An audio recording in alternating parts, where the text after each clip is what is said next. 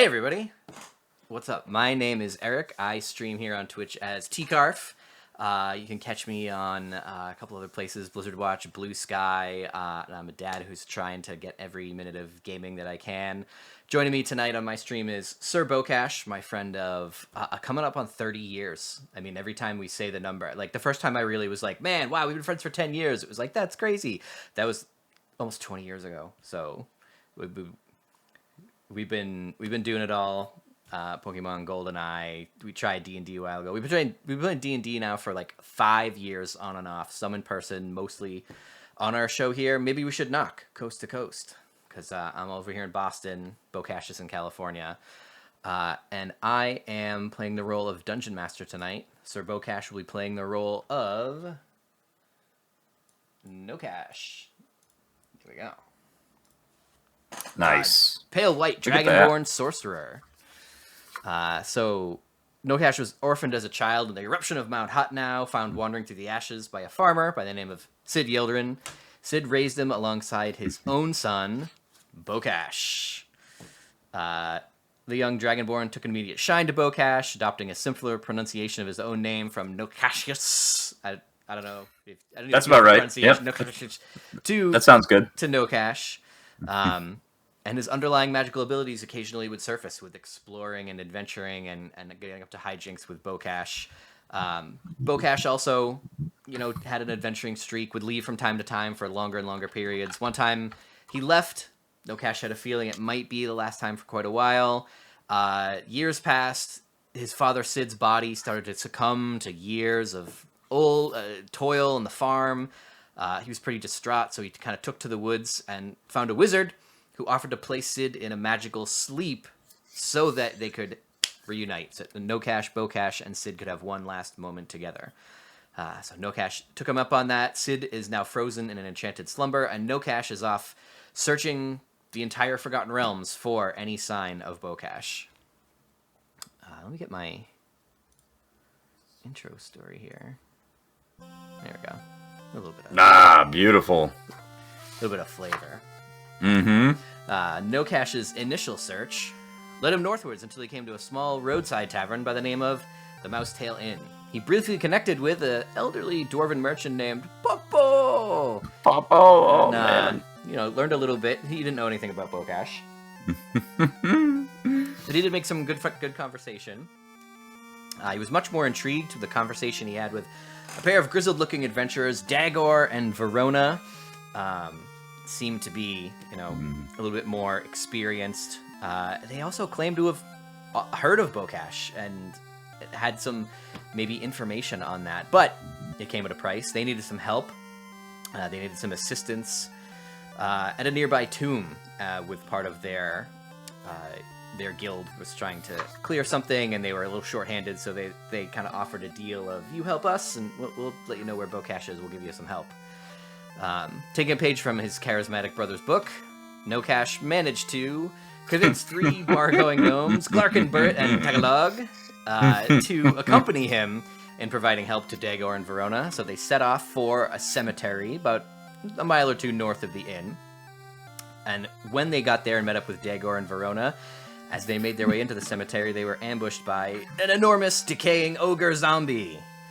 The gnomes proved pretty hapless in a fight, and I think one ran and one got knocked out, and one dropped his. You gave him improvised weapons. And I forget. One of them had I forget. One of them managed to throw some. Yeah. They had an improvised weapon. Whatever I had in my. I think a crowbar came into play at one point. So that ogre zombie was, already in an advanced state of decay. Wasn't too much for these adventurers, even though they were sort of green. They finally defeated it, disintegrated into a disgusting pile of flesh and bones. They left the shell-shocked gnomes at the entrance of the cemetery because, as it turned out, all of their stories of fighting prowess were just bar tales, and none of them could do anything. So they left them half-fainted, and actually Nocash accompanied Dagor and Verona into one of the larger tombs to finish assisting, and it turned out that Nocash was ambushed by Merlis, the leader of Dagor and Verona, in a triple double cross, because he's an aspiring lich and was trying to come up with his first humanoid sacrifice. So by the time Nocash made it into the middle of the tomb, he was on his own, but managed to fend off the trio, escape all the way back out, got to the tomb's entrance first, and managed to enlist 2 gnomes with remaining strength to close the tomb's heavy lid and seal the 3 villains inside. At least for now. Oh, of course. Tonight, we resume the adventures of our pale draconic hero as he continues north in search of further rumors of his long-lost brother, Nocash. Our source material tonight is the brand new adventure anthology, Dragon Delves. This one came out last month. I've got the alt cover, which is really gorgeous. I recommend That looks awesome. if it's available. If you go to your local bookstore and they give you the option, hey, do you want the alternate cover? It's really, really good. So we're using Chapter 1 of that anthology, Dragon Delves. We're going to be using Chapter 1 called Death at Sunset. Oh. With some modifications to fit our overarching story, to thread it into the search for Nocash and, our own playstyle and sense of humor. And also the fact that Sir Nocash is a party of 1. And obviously going into an adventure expecting 5 heroes and having 1 could be a little bit much. So we'll do...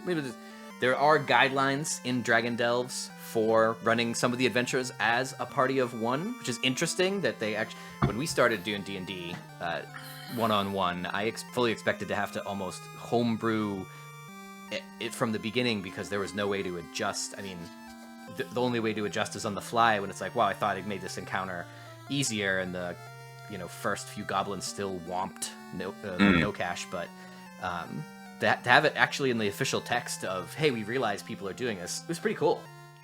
Yeah, that proves a nice little guiding light for this whole adventure too. That's great that they do that. All right, so with those modifications and everything, Sir Nocash, anything to add before we jump in and start the adventure? No, I think you covered it pretty good. It does Nocash getting kind of getting duped in the first adventure into checking out the tomb, while there may be a lot of obvious red flags or maybe some pink flags that Nocash should have picked up on. He is pretty good at detecting a liar due to just being around his brother a lot. But he's still, even though he's an older soul, he's still never adventured. So there's a lot of, like you said, there's a lot of green to him. Yeah. So there's a lot of naivete in his adventuring. So there's a little bit, it's like a mix of a wide-eyed kid kind of adventuring, and also someone that's dubious of everybody, really. So kind of a mix. Yeah, I feel like you had some horrid rolls there too on it's a deception check when you're trying to deceive. There's also the one when you're trying to figure out if someone's deceiving you. I feel like you had a 1 or a 2 in there for if they were if they were legit members of the whatever guild council that is, the knights, whatever. And it was like, they seem on the level.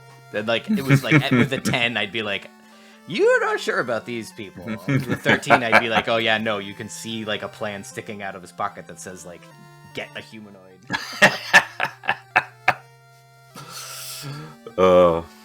Okay. Nice. Well, let's roll. Your search nice. for your elusive rogue brother Nocash continues along the road to Amaro's End. That city in the east and its signature autumn festival, Huatana, are still your best leads, as you found out from various people around that Nocash seems to wander through the Forgotten Realms, but never quite miss that festival that happens in the fall. It's not fall right now. You're making your way towards there to investigate, but spring is hitting its stride. Last time we were just at the beginning of spring, so we were kind of far off. It's been a few weeks, and we're getting warmer temperatures, and flowers are starting to bloom, so still not close to Huatana, the harvest festival, but making its way. But you've gone kind of outside the major trade routes now. The Mousetail Inn was more on a road that was pretty traveled. You could expect to see, a couple people here and there. Now the going is difficult and slow. We're off the main roads. We're on some trails that sort of disappear, going over some mountain passes. You are continuing to ask anyone you come by about a roguish half-elf. Most of those queries come up empty. One surly dwarf adventurer does vow to enact his revenge on Nocash for swapping out his vintage cask of wine for a crate of bottles of wyvern urine. So that's pretty much the only lead you have. Until you continue east, you come to the eaves of the expansive high forest, and you meet a traveler. Wait, how do we get back here? Oh, I just missed one. A traveler headed in the opposite direction who has heard the name of Nocash within the last few days. So she can't recall the exact details. She's positive that a member of the Elven Council of Redwood Watch was the one to mention your quarry. So eager for a break from the long and unkempt forest road, the traveler fills you in on the history of Redwood Watch and its recent troubles. So centuries ago, this was a peaceful elven settlement. Some elven families came together, 6 of them. They each planted a redwood tree and nurtured those trees, and over the centuries, those trees grew to be like towering over the forest, kind of icons in that area of the wood, until an ancient green dragon dug a lair under the roots of those towering trees. And they called the dragon Death at Sunset. 100 years ago, an elf warrior named Ethvarn from Redwood Watch slew Death at Sunset. She herself perished in the epic battle along with many other elves as they tried to kind of extinguish this threat to this part of the forest. The surviving elves, mostly they moved on to other regions and sort of abandoned this area, but they left behind a small number of wardens in an outpost called Redwood Watch. So nearby that Redwood Grove to kind of keep an eye on the area, make sure the dragon wasn't gonna, even though it was seemed slain, wasn't gonna come back or anything. So despite starting out as that small, militaristic-based watch post, the village's peaceful ways and idyllic surroundings have kind of attracted wanderers from a lot of different races who kind of now number nearly 100 people living in the hollows or sturdy branches of the woods that are near that Redwood Grove where the dragon took up residence, but not in it anymore, so it's just kind of nearby. However, this traveler tells you that she's coming from Redwood Watch because the residents have recently noticed the forest becoming sickly. Some of those villagers have even begun to mysteriously disappear. So after sharing a quick meal with this adventurer, you part ways with her, you continue along, and half a day's walk later, with the evening sunlight slanting through the boughs of the forest, you enter Redwood Watch.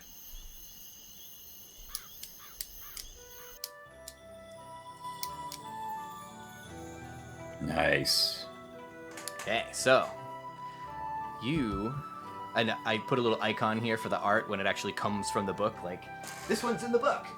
Like, actually, I probably shouldn't open it and hold it up to you, because not that you're going to read the text from there, but it's like all the details are there. But, I did, like any D&D campaign, I'm going to throw a lot of images in there. I'm going to give art credit wherever I can, wherever I know what it is, and I'm not just pulling it from, like, an old video game. That's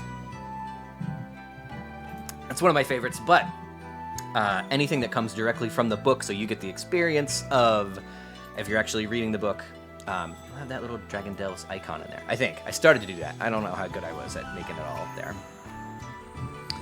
Alright, let's turn that down a little and start the actual part where you get to do stuff. I'm done talking. I'm almost done talking. So you suddenly emerge into a forest clearing that has been transformed into a bustling, mid-sized village. Freestanding wood huts made from wood and leaves serve as the home and shops. Several tree hollows host larger dwellings. You even spot some homes amid the forest branches high above your head. Several heads turn your way, and conversations start to falter, and you find yourself approached by 2 elves with the regal bearing of elders. The man, Gramble Brownbranch, wears a well-traveled golden tunic, while the woman, Gwenhumura Goldmoss, is clad in flowing brown robes. "Greetings, outsider," Gwenhumura says.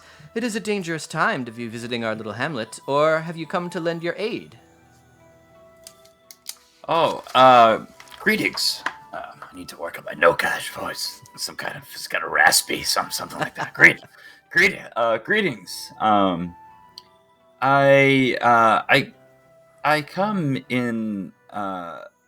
I come in search of a relative of mine, but aid. What do you mean by aid? What you're in need of aid? Yes, with our history of dragon death at sunset 100 years ago, we thought was slain, something evil now lurks in Redwood Watch. You understand our concern. We're not sure if some evil of the dragon has seeped into the forest. Some new evil is causing the blight that we're seeing. And then Gramble kind of pipes up and, I'm pretty sure there's not another dragon. Something's terribly wrong in the forest, but I think we can rule out, we don't want to alarm anyone here. There's a lot of things that could make, forests go bad. Easy there, Guernumara.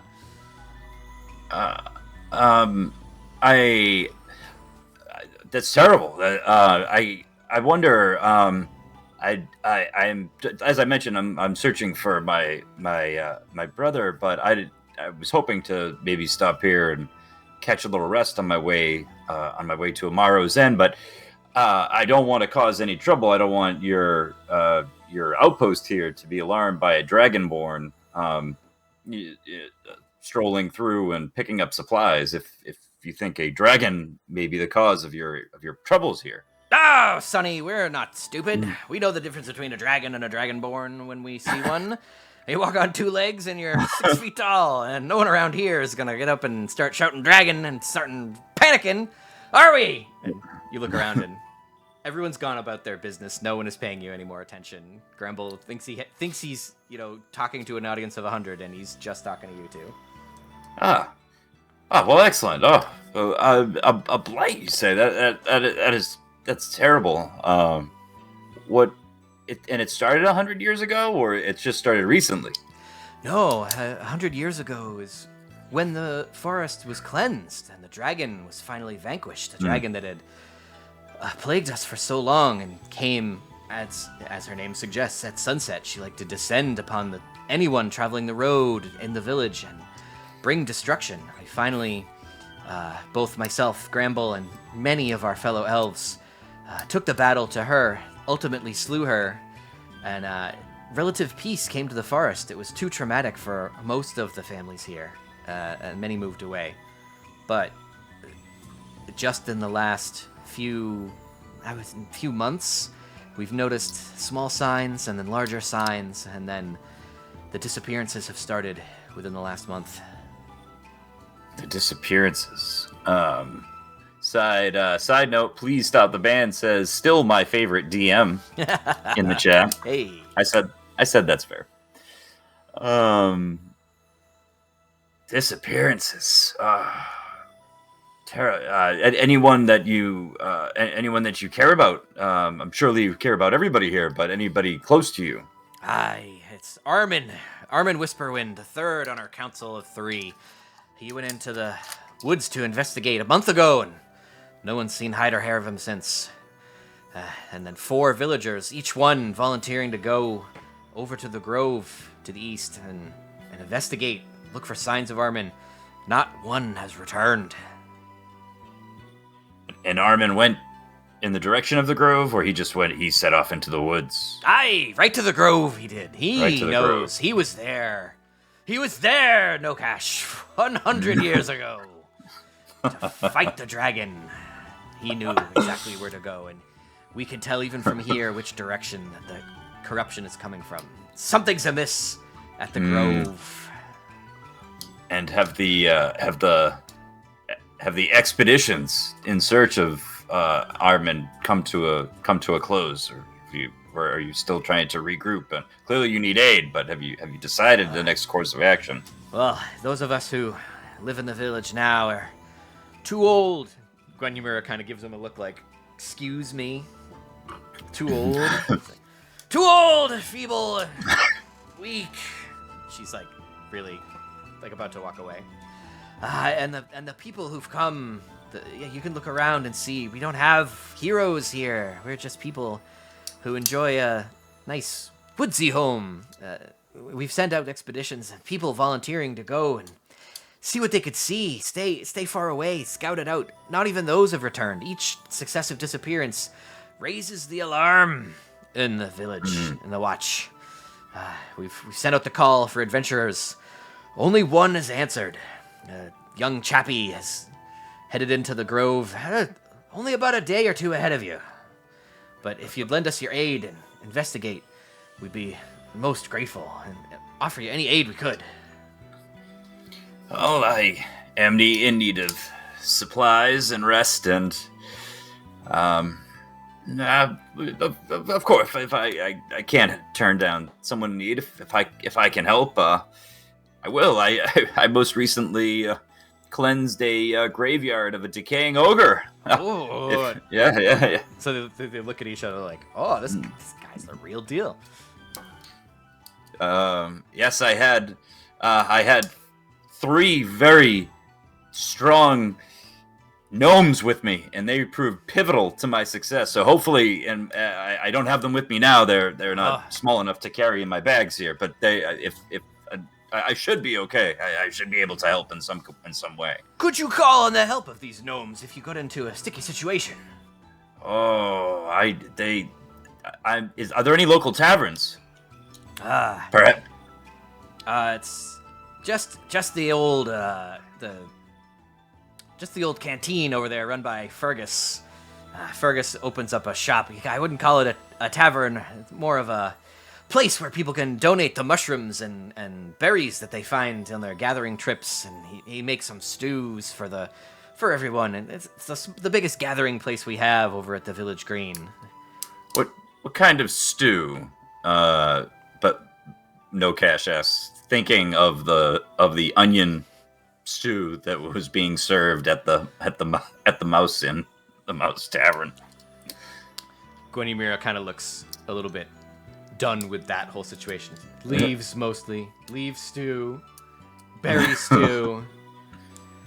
I wouldn't give for it. And she starts kind of trailing off into food that she used to have in a different region. Right, must be tough with the forest in the current condition. But the gnomes, they didn't leave me their direct contact information, but I'm sure I could come up with some way to contact them. I just have to really think about it. But the local tavern's always a good place to start. They do enjoy their pints. Of course. We'd be happy to point you to the Village Green. If you'd agree to stay for a while, even just to consider helping us, we could offer you a nice home over here, fairly furnished, so you could take to stay as long as you'd like. We're always happy to have guests. Oh, well, that is quite hospitable of you. Thank you. I will do what I can. First, I'll begin by looking around a bit and maybe checking out this domicile you said. But quickly, the adventurer before me, what did he look like, or they look like? Could you tell me a bit about them? Bearded elvish chap. Seemed a bit confident in himself. We figured with his air of confidence, we thought that we'd send him into the forest and he'd come back with a reason for the corruption in an hour or two. Seemed to have shiny new armor. And Gwenymira kind of says, didn't have a lot of use to it. Didn't have a lot of dings and dents. Gramble kind of, well, maybe he's so good at it he never gets hit in armor. Maybe he just, he's just, clean. Maybe he's a cleanly fellow. But you can't miss him. Bright red hair, bushy beard. Did you catch his name by any chance? Sure. Guff, and Stuff. Something along those lines. Excellent. Today, you say, I shouldn't waste much time. I don't want another disappearance. And there's been no trace of anybody. There haven't been signs of there've been signs of a struggle of some kind, or any have there been, is foul, well, obviously they didn't just go missing. You don't think the creatures of the woods maybe got them? They just vanished. Gwenymira kind of gets real serious. Each of these individuals has spent their lives in this forest, knowing the animals, knowing the threats, and each one came to us, our council, stating that their express purpose was to go directly to the grove, scout out in the least obtrusive manner possible, and come directly back. Each one we expected back within an afternoon, and each one has never returned. Okay. Thank you. Thank you for the information. Gwen, I'm sorry. I'm horrible with names. My name is difficult to pronounce myself. I am Nocash, but you can call me Nocash. Nocash. Well, you are welcome here in our town, and with any assistance you can render would be most welcome. Thank you. Well, I suppose I should get settled and maybe poke about the town a bit and see who knows what and what knows who. By any chance, did you see? You didn't happen to see a traveling merchant with one leg, did you? Going by the name of Popo? Hi, Popo. Redwood Watch is on Popo's circuit, and he came only a few days before you. Yeah. Popo's set up on the village green. You could go say hello to Popo. He's a favorite of ours. Great stories Popo has. He's in town. Popo is here. You can't miss him. And he points out the village green is, up and down a rise, and it's kind of, on the other side. But you could see a frail gray-haired dwarf kind of slowly opening up his wagon and putting stuff out. Oh, I will absolutely have to make my way over to him once I get settled in here at this place you said that I may stay. Thank you very much again for that. Much appreciated. Thank you, Sonny. All right, you gonna head over to the green? Yeah. Let's go. Let's go to. In which direction did they gesture? Is the home? Is it closer than the green? Yeah. So the home is maybe like 5 or 6 homes away from like the very entrance there. There's just kind of like looks like a guest house. In a tree hollow. The village green is sort of in the middle of everything. Past that to the north. Okay. Let's go to the green first then. All right. So, and just want to make sure I get the right one. You make your way to the center of the village, a well-kept area between the towering trees with short-trimmed grass and several vendor stalls. Most of the stalls seem shuttered and abandoned, but one appears to be in the process of being opened by a frail-looking elderly dwarf. The only other activity centers around a permanent kiosk with several mingling odors emanating from it, all of them delicious smelling.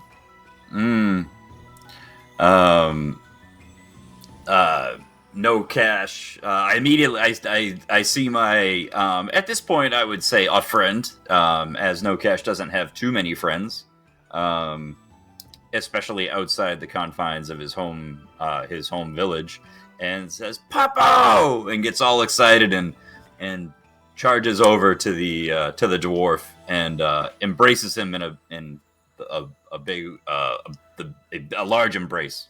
Big hug. And Popo with his one wooden leg is almost popped over by your embrace, but he's stout. He holds on. Nocash! So you survived your adventure with those 2 chappies, did ya? Did you? That's right. I didn't have a chance to tell you. You left before my return, and he, Nocash regales him with what happened.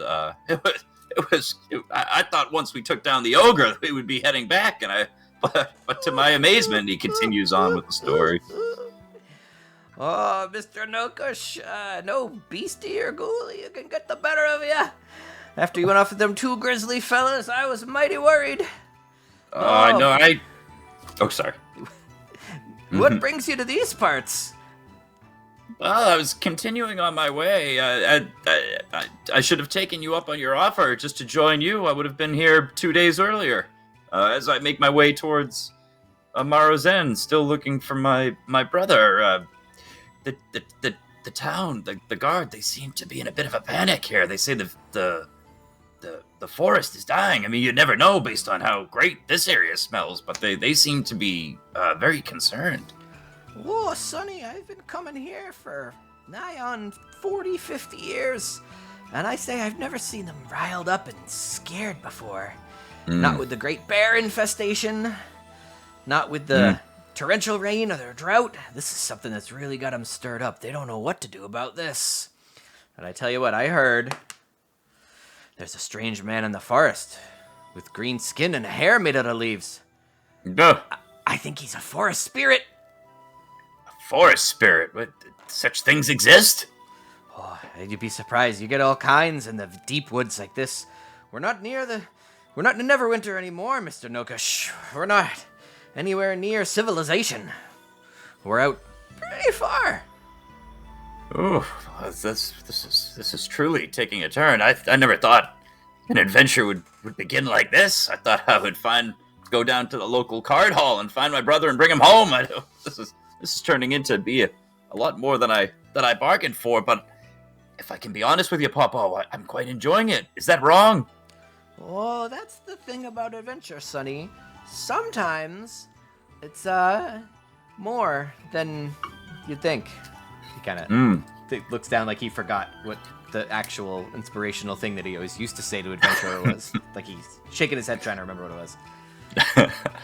Oh, Papa, I must say I'm amazed. It's relieved to find a familiar face here. I was going to mention to the guards that if you had strolled by to send you to my cabin, but here you are. You're two steps ahead of me, and I have two working legs. And Nocash like realizes how you know what I mean. I meant no offense, Papa. Oh, Sonny, don't worry about it. Now you come along here and see what Papo's got here. And he kind of gestures to all the things he's setting up. There's weapons, there's rope, there's adventuring supplies. He's got basically anything basic or mediocre that you could imagine that you'd need from the gear table if you want to take advantage of his wares. Let's see here. I'm trying to remember what I have left still. I have a spear. I have the sickle. He looks around. I also need to look at how much money I have, which I don't think I have a note of here. Is it in my gear? Let's see. It's got to be here somewhere. No, I did. Oh, I have 5. I have 5 gold piece. All right, excellent. I have 5 gold. Yeah, well, and I picked up the tab for my 3 partners. I'd love. Hopefully, I'll run into them again. Tell me, Papo, do you have any small weaponry available that I could make use of? If not a perfect weapon, something that I could improvise as a weapon. Oh, Sonny, you know that we've got a whole entire arsenal I carry here in my wagon. And he starts to rummage through. He leaves his kiosk that he's got set up. It's kind of like it's part of the tree root that's kind of opened up with some hooks and things. And he's hanging ropes and water skins. He goes back to his enormous wagon that he's got hooked up to his 2. What do we say? What did you say? They're mules? I can't remember. Pack mules, pack horses, whatever. I looked in the notes. Yeah. I feel like I gave them. They're mules, I think. I think I gave them names because you looked out the window and he was like getting them on. Let's see. You see, and the Papo kind of gestures. Come! Don't be shy! He gestures you kind of right into the wagon there. You'd see some clubs, quarterstaffs, maces, a whole bunch of weapons that, to your sorcerer eyes, you couldn't even begin to describe or even name what they were. You see a couple that are in a little bit of a shabby condition, like maybe a long bow and a great axe that seem like they've seen better days. But there's pretty quality quarterstaffs, javelins, and clubs, and one enormous great club. Okay. The clubs. Papa, how much would you part ways with one of those clubs? Oh, for a friend like you, a simple weapon like this, that's on the house. Take it, my friend. Oh, you're too kind. Thank you, Papa. Oh, That's much appreciated. You tell your friends in this area now. They keep an eye out for Popo for the best merchandise east of Neverwinter and north of Southernwinter. And he kind of trails off again, like trying to remember his hook, his jingle, and he doesn't remember it. Popo, I'll send you all the business, my friend. I can't tell you how relieved I am to find you here. Now tell me, this is much appreciated. Do you happen to know of anybody that may be in need of a little service or anything? Is there any mission, any errand I can run for you or for somebody else nearby? I have found that I'm a little short on coin at the moment, and I don't. In case I need more, I don't want to be. I don't want to be without coins to pay off. Just in case I need to. In case I need to bribe somebody or something. Oh, Sonny, don't you get mixed up in any of that nonsense there. We don't need that from you. We don't need you locked up in jail for bribing the wrong... He kind of looks around when he says bribe, like, whoa, the very thought. But, you go out adventuring in these woods and solve these people's problems, and you come across any kind of things you can't use, you bring them to old Popo, and we'll give you the best rate around. No... Excellent. No fooling, no going out to the coast, no lugging it all the way back to civilization. Popo's always looking for the greatest goods, and anything that you can find in an old abandoned elf village is sure to be worth a look at. And so excellent. You come to Popo, and I'll give you a discount. I'll set you forward. Yeah, and if you'd like, Sonny Jim, I'll even give you an advance. I'll stake your adventure. I'll give you some gold right now if you promise to come back and find me wherever I am. Oh, Popo, that is a very generous offer, but I cannot accept. I cannot. I wouldn't want to put you in that kind of a position, but I will make sure to gather up the anything I find. I'll come straight to you. I won't consult with anybody else. Oh, well. Hopefully you can take care of these people's issues here, and I'll be here for nigh 4 or 5 days before I move on to my next stop up on my circuit, so you come see me when you find anything you need to appraise or anything valuable or anything magical. Old Popo's got an eye for that stuff. Of course. How could I forget? The greatest merchant south of Neverwinter and north of Southernwinter? How could I forget? As Nocash says it, he kind of it hits him a little bit like, is there a Southernwinter? I don't know. Anyways, thank you again, Popo. I need to go get settled in and start my investigation. Oh, I see where you're going. Well, don't forget to come back here anytime you need anything. You find yourself lacking a lamp, I offer you a nice lamp here. And he starts to go into a pre-rehearsed thing that you can tell is going to take an hour to get through all this. Popo, my dragonborn eyes. I don't need a lamp, but I may come back for it just in case I have visitors. I want them to know that I'm home.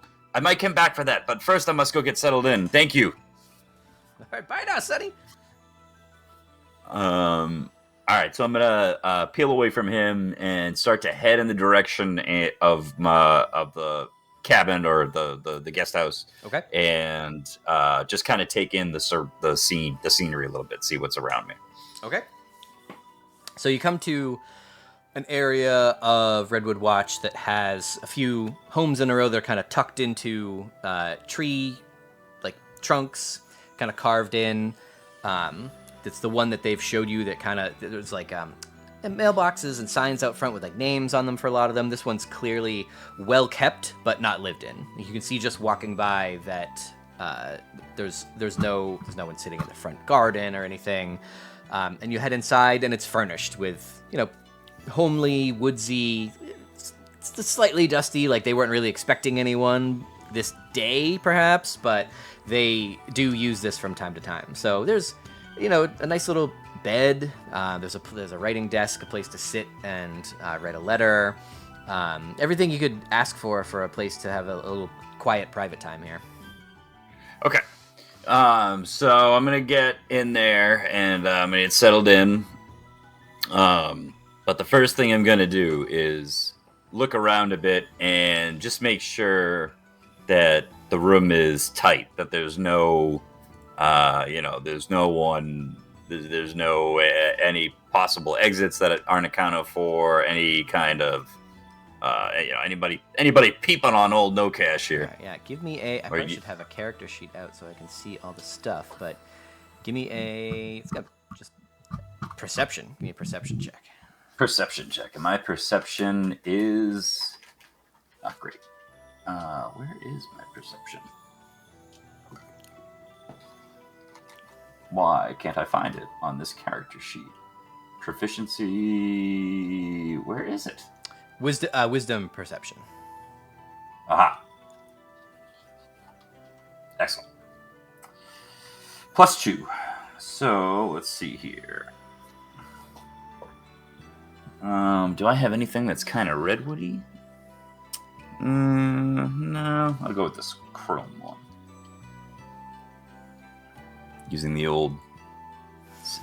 Oh. All right, here we go. This has been with me for a while. That is going to be a 9 total. All right.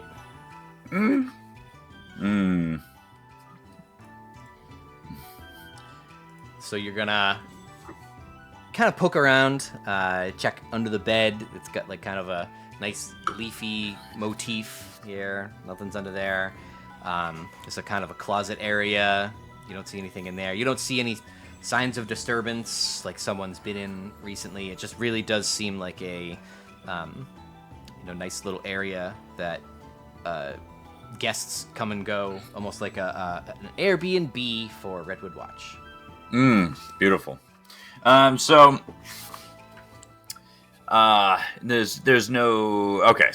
no sign of any kind of okay, great.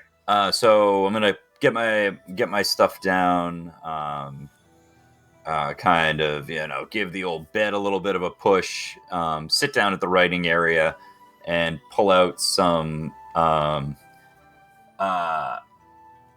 he goes to pull out some parchment and a pen and realizes he doesn't have any. So he's like, Nocash doesn't. I have to go back to Popo at some point and get a pen and paper. Okay. So he puts his stuff down, kind of, make sure there's no monsters under the bed, and decides to head out back into back to Redwood, back to the town, and is going to head towards the direction of that of the local tavern or the canteen or whatever the local establishment is. All right. Let's see. So you make your way back over to the center of the village. Popo still bumbling around in his area there. His wagon is behind his kiosk, and he's laying out more stuff. He's got No, caltrops. Popo, do you have a parchment and quill by any chance? Some ink, perhaps? Stuff. I need something to write some letters. Yes. Popo goes back. He's immediately back rummaging through his stuff, through his wagon. And then you start to smell that delicious smell as you make your way by the only other kiosk that seems open. And the stout elf cook, Fergus Dearborn, waves you over and quickly offers a bowl full of steaming hot golden liquid. Oh, here's a new face now. Have yourself some rabbit stew and take a load off. Old Fergus will drive away that hunger for you. I got plenty more, and some nice elven-made wine if you're of the mind. Thank you. Thank you, Fergus. There's like a little spot to sit? Yeah, or is there... it's there's a couple people milling around. A couple people seem like they're finishing up their soup. They're already eating soup and like bowls of other meals. It's like a couple, like maybe 2 or 3 spots away from Popo, so he's like right there within talking distance. He's rummaging in his cart. But there's like the only gathering of people you see anywhere around, other than one person coming and going, is right around here. So there's plenty of like stumps and benches that are good to sit. All right, it's like, clearly an outdoor like stand, basically. Yeah. Okay. Thank you, Fergus. Thank you. Rabbit stew. I haven't had good protein in quite some time. Thank you. Don't underestimate a good meal. No, nothing from the highest adventurer all the way down to the lowest commoner. And a good meal is at the start of the day, at the middle of the day, and at the end of the day is really the only thing. Now, what brings you here, my friend? You're certainly a welcome sight with someone who has such draconic origins as yourself. With the and he kind of looks at the troubles we've been having. Yes, I've heard of the town's troubles. What can you tell me about it, Fergus? I only got a brief rundown from Gwen and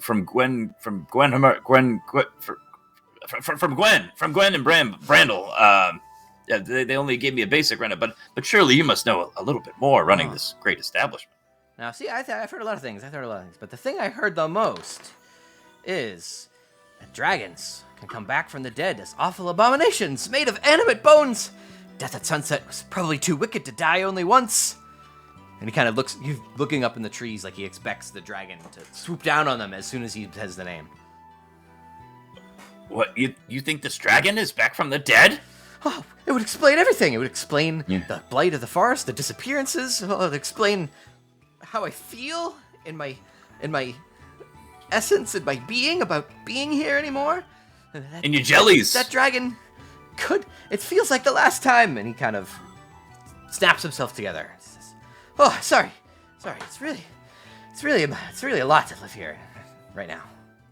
The last time you were here before, you lived here during the. Not many of us stuck around, but old Fergus, he doesn't give up on a calling. No, I've known from the beginning, from the time I was old enough to walk, that my job was to feed the good citizens of Redwood Grove. And when we had to move out to the Watch, and only a few soldiers were left, I stayed on. So as you are kind of talking with Ferguson, he's getting kind of excitable. A lot of the other people who've kind of sat down with their food kind of look up. Some start to come over. Anyone new who's wandered over in the last minute or two kind of like is gathered around now. So you start to see more and more people show up. Is it it seems like things are picking up about here in terms of foot traffic. Is that typical, or have people been scared away? What's the? I would imagine morale is low around here. What has been? What has it been like lately? Any change? People leaving? People coming?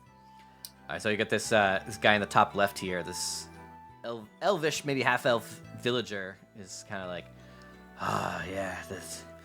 the traffic is only picked up in the sense that we're out of the way. But once the council put out the call for help, knowing that something was amiss, we've had. Well, yourself and one other fellow, but otherwise we're on our own. But between you and me, what I heard... Between you and me, what I heard is that you shouldn't wander in the forest alone because evil trees grow there now. The trees are evil! Evil. Water! Evil trees. Wow, Nocash is just like, evil trees. How does a tree get evil? Is it because they tried to use it for firewood?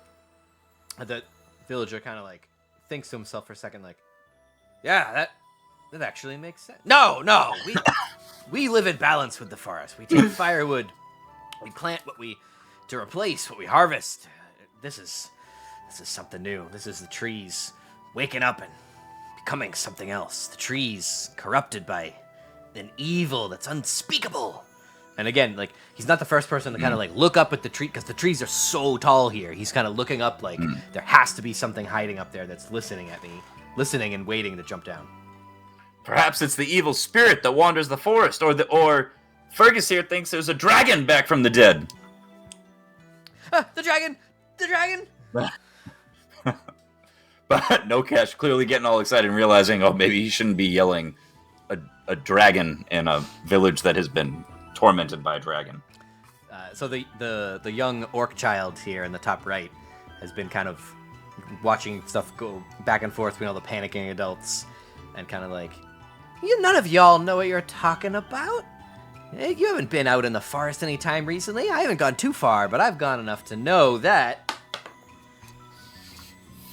Ethvarn. Remember Ethvarn? We all heard stories about she died. She was the one who led the charge against death at sunset. Well, my friends and I have been out in the woods many times looking for her sword, and we've heard stories from our parents and the elders. No one ever found her sword. And like half of the other people there are kind of like, ooh, like good point, and half the other people are like, what does that have to do with anything? Like it seemed like you had something important to say.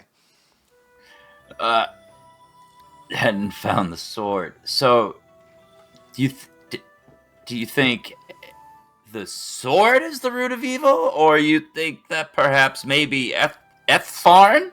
Could you pronounce her name again? Ethfarn, yeah. Ethfarn. Ethfarn. Ethfarn. Yeah. All right. Ethfarn.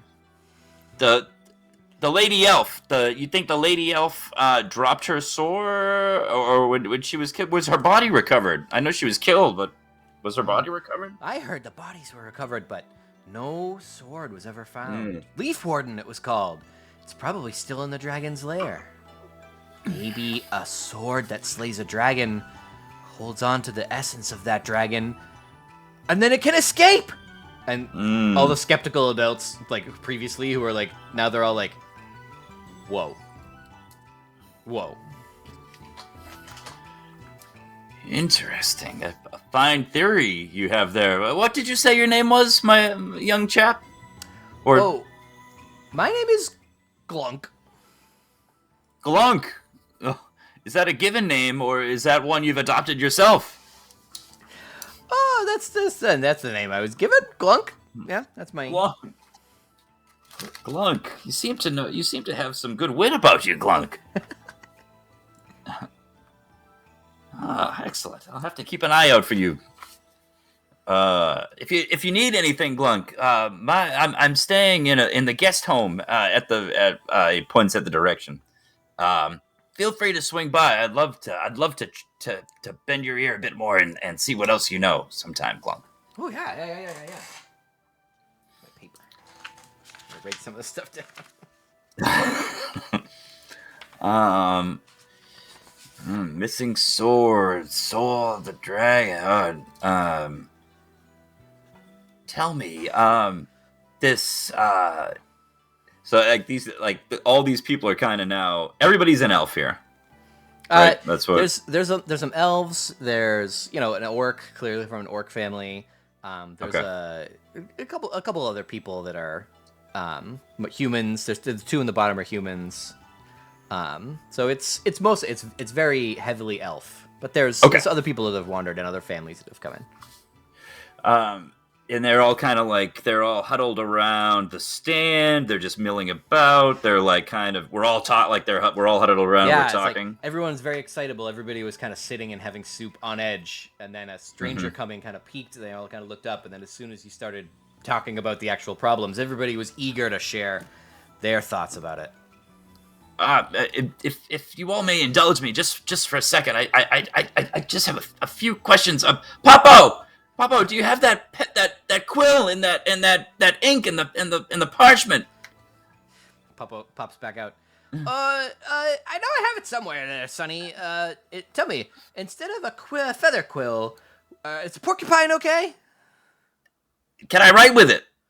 Yeah, trouble writing with a porcupine quill. It's like a very condescending, come on. Well, I'm not gonna make any tattoos with it, Popo. I need something to write with. Just, whatever you can find. He goes back. He's rummaging around. I have to just remember this. Now, a couple of quick things.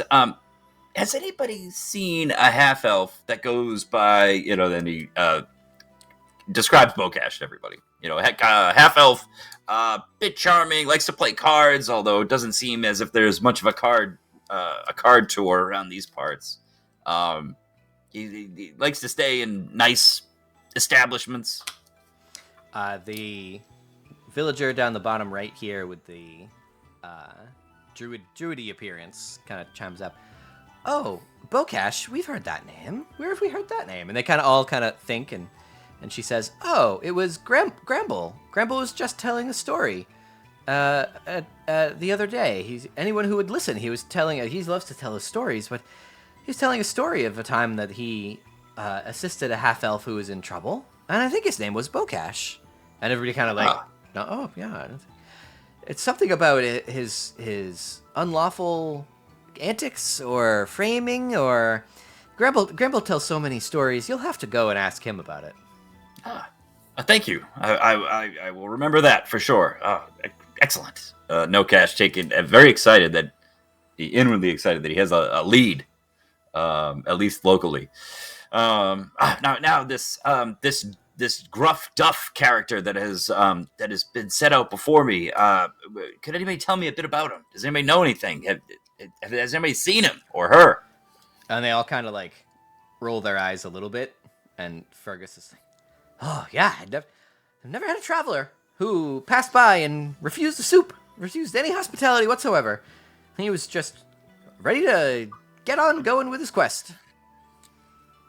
And the older villager up in the top left is, yeah, it wasn't one for talking, wasn't one for listening to what we had to say about it. He just heard what the ask was from the elders and stomped off into the forest a day or two ago.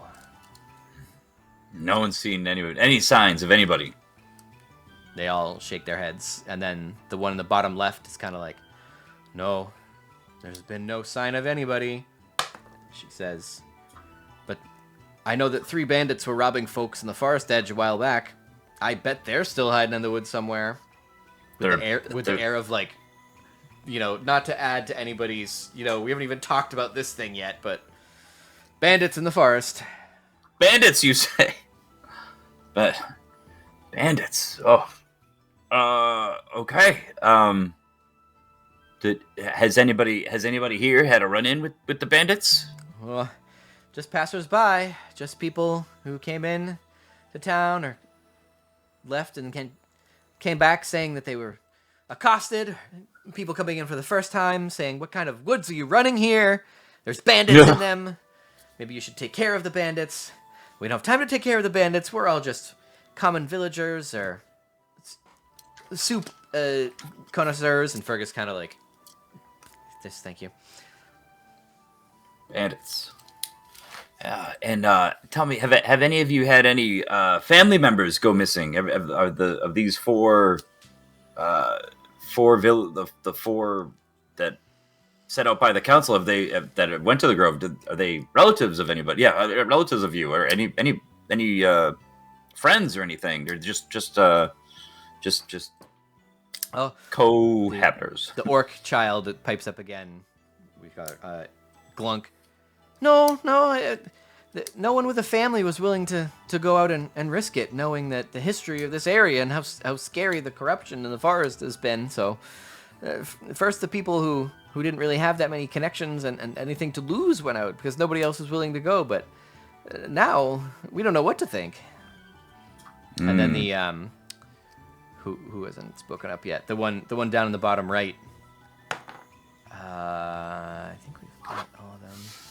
The one down in the bottom right who looks vaguely druidy kind of says, that dragon cursed these woods when she died. We need to leave before the curse kills us all.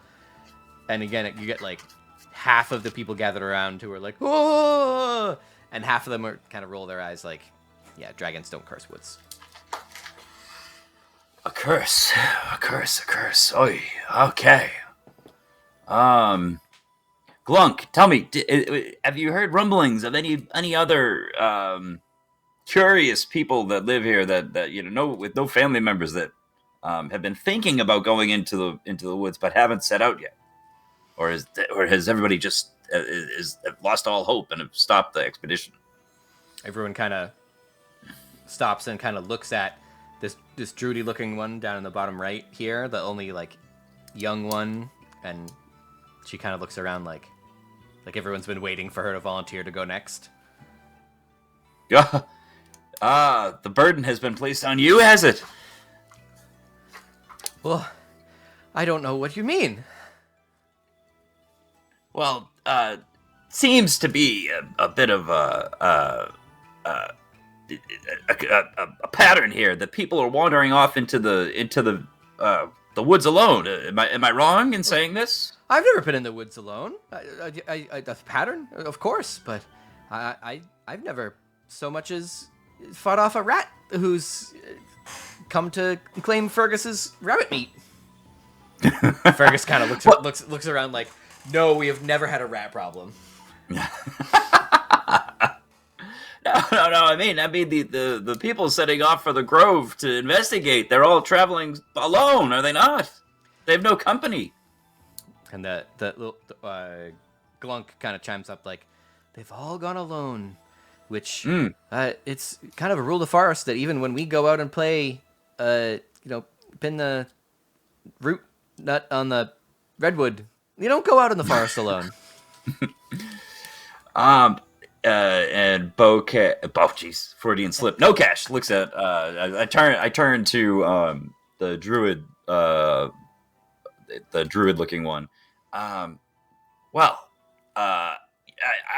am going to go and investigate. I am too curious to not know what's happening here. I must. And everybody at the front just seems so nice that they need help, and everybody seems.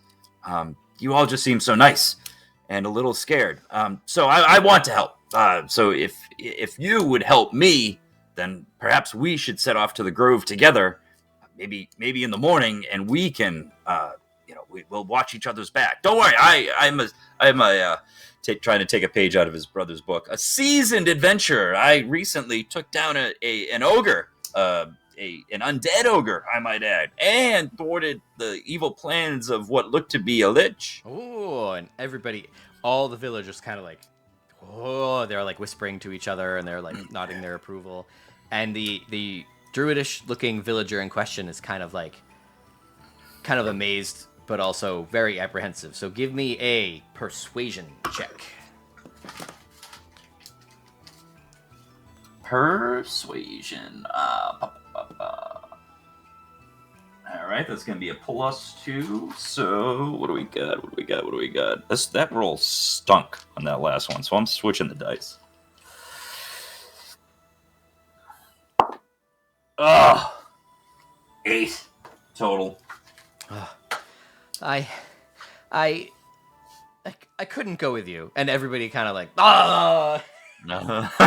And she kind of looks around. She's really affected by the peer pressure on top of that. She's like, I couldn't go now. Maybe if you made if you made it to the Grove and you found that there was no dragon, that there was no undead, that there was no presence of the dragon, I could not face myself against anything approaching death at sunset. But if you make it to the Grove and make it back, perhaps I could see myself accompanying you. But not until then. Not until I know that I won't meet certain death immediately upon going there, like the other villagers surely did. You think they've all been you think they've all been killed? And then everyone kind of like looks around like, none of those people would be away for more than a day, and they've been missing for days, weeks. Some of them, there's really no explanation other than they met some gruesome, unexpected end. Not one of those people would have gone an hour without reporting back and putting the village first above whatever had happened to them. So, at best, they are held captive or wandering the forest confused, and at worst, well, the worst. Mm-hmm. Excellent. All right. I appreciate all the valuable information. Glunk. If you hear any rumblings of anybody getting curious and wants a little company out in the woods, I would welcome the help. So just send them my way. Oh. And I would appreciate you with keeping those orcish ears to the ground. Yes, Mr. Dragonmancer. A fine lad. Thank you.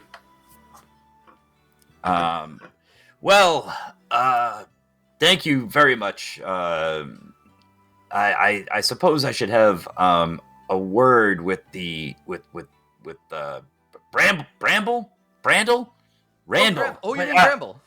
Gramble, yes, Gramble, of course, Gramble.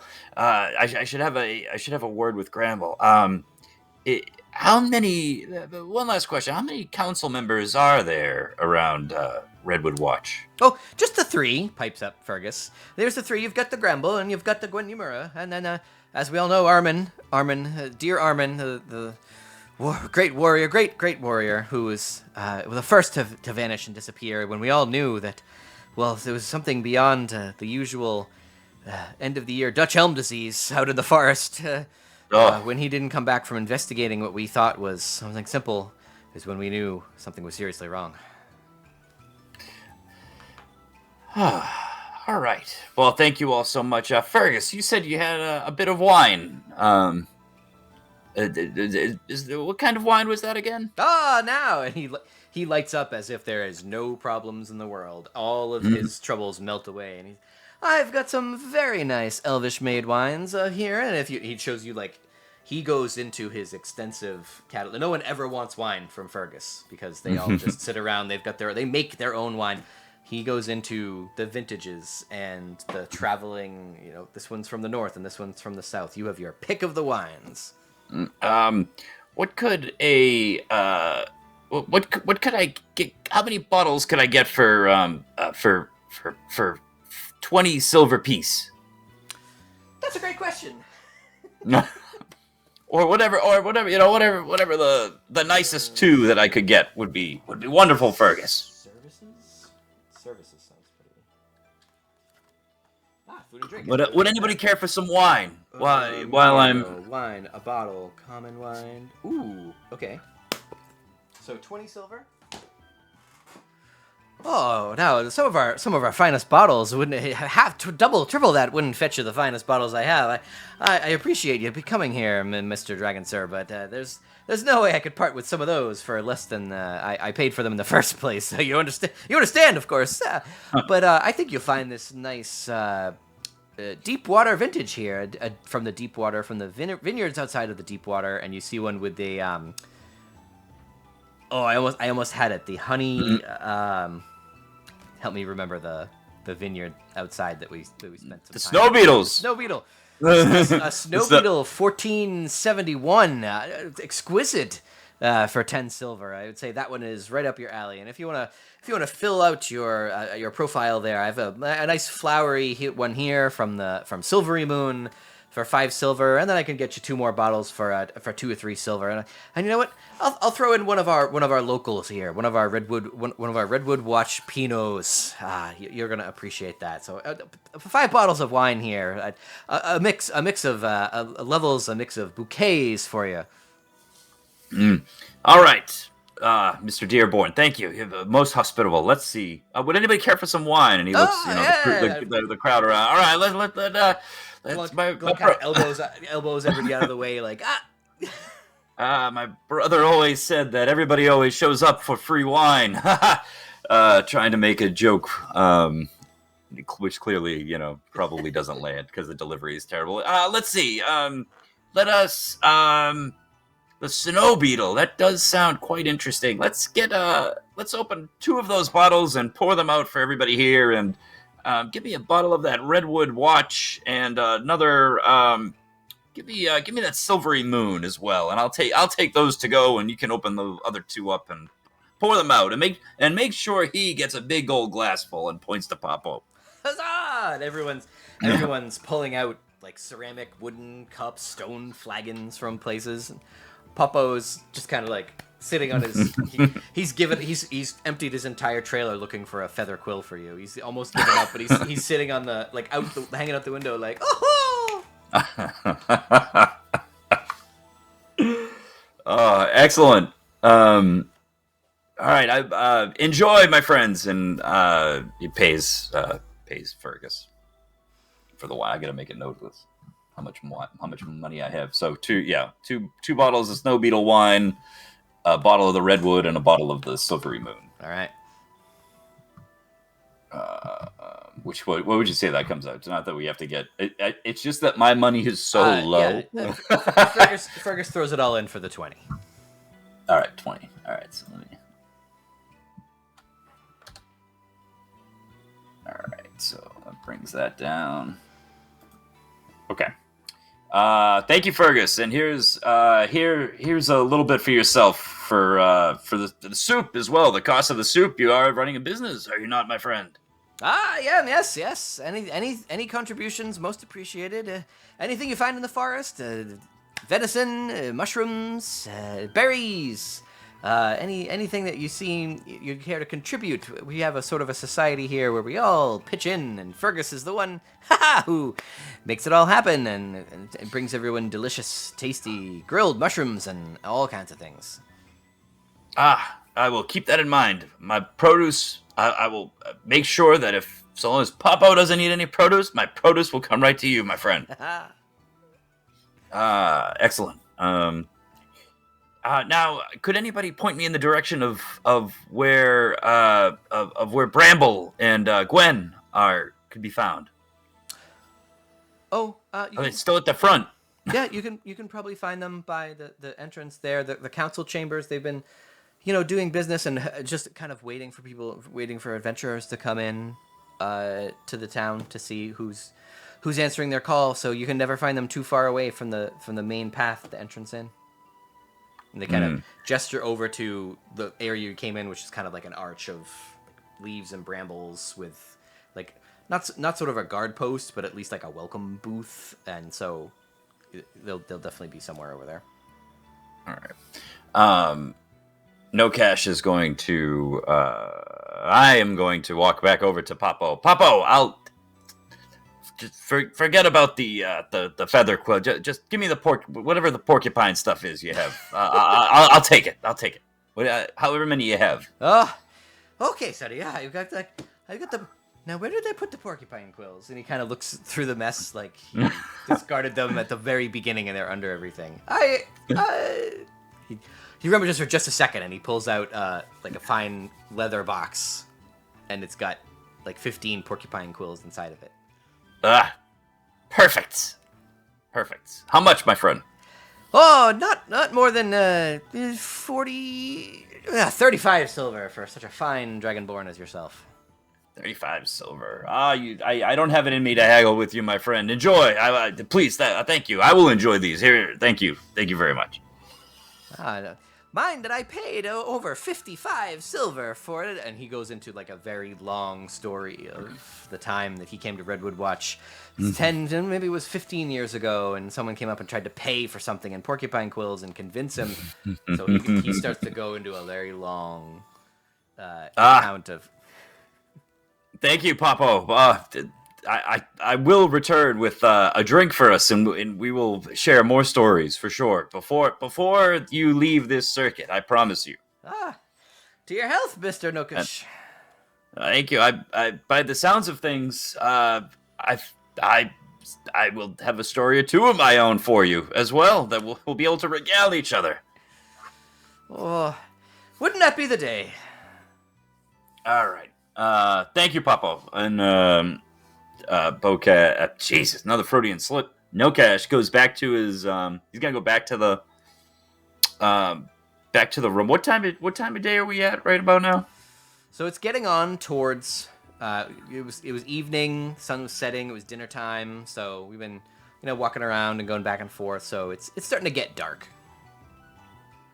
Okay, starting to get dark. All right, I'm gonna go back to the guest house again. I'm gonna put my wine down on the the little writing area. Is there a? I guess I should have asked Popo before I left. Is there a cup to drink the wine from? Yes.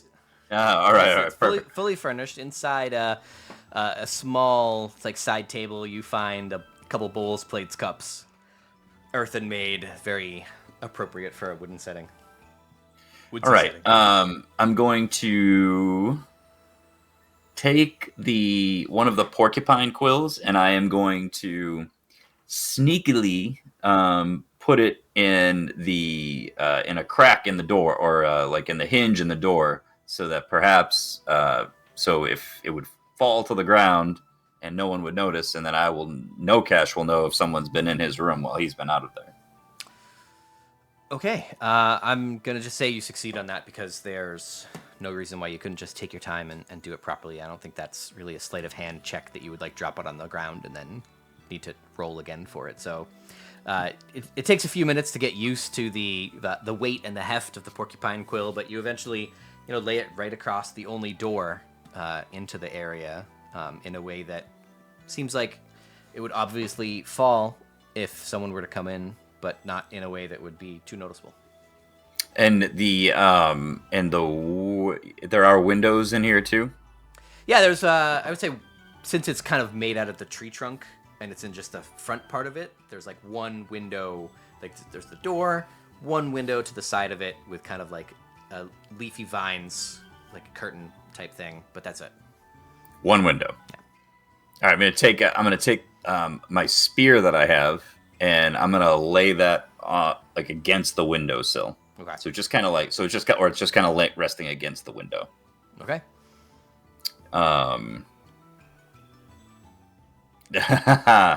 Honest 93 says D&D, let's go. What's up? All right, before I go talk to Gwen and Bramble? Gramble. Gramble, Jesus. Gramble. I gotta write that. I didn't write their names down. I'm just gonna go splash my drink real quick. My real drink. Let's take a 5 and we'll come back for next part. Okay, great.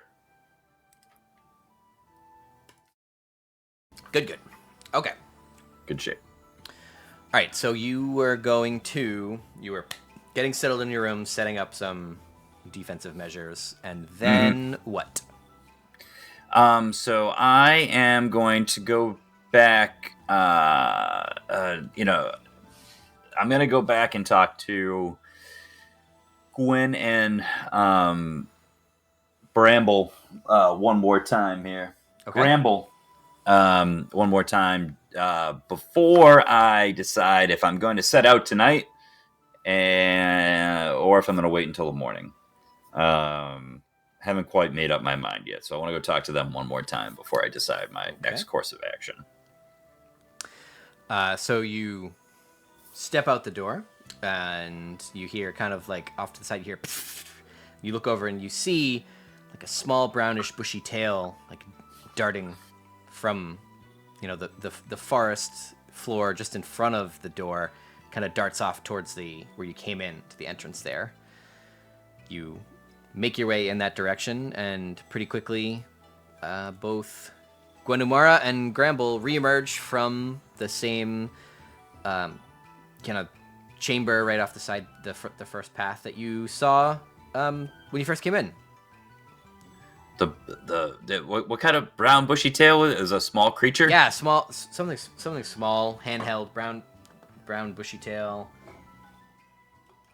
And it was going in the direction of Gramble and Gwen. It went right towards that entrance to the entrance to Redwood Watch that you came in, where they first were and where they came out of just now. Okay.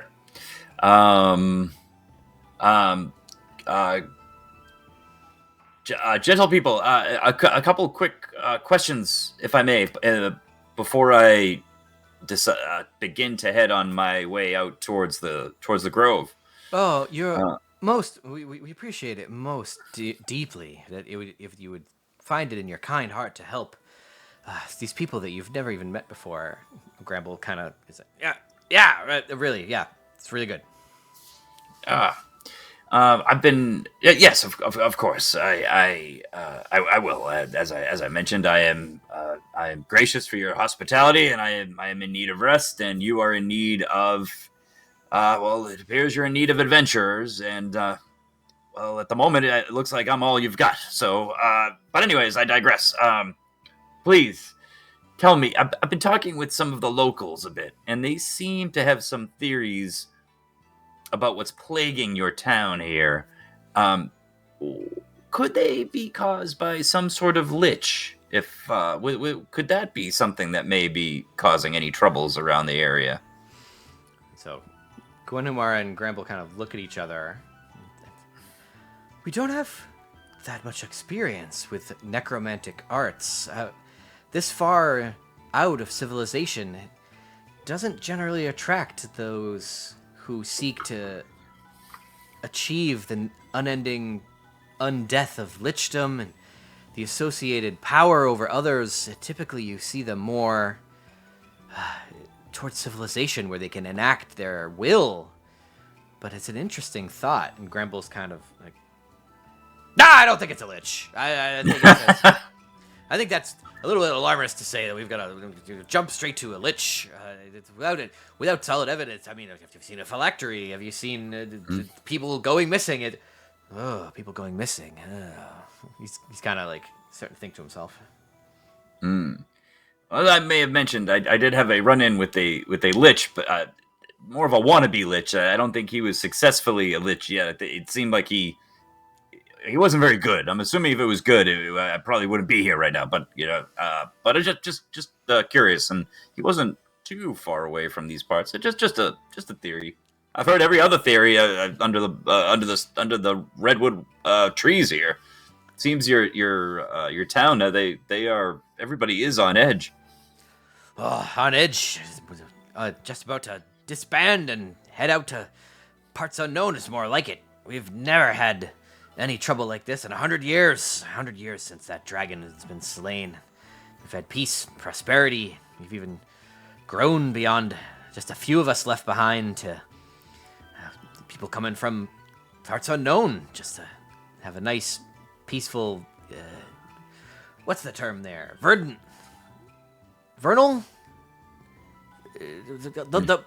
That word for when you live in the forest and everything's all grand. I don't know. I feel like you would know more than me, but I know what you mean.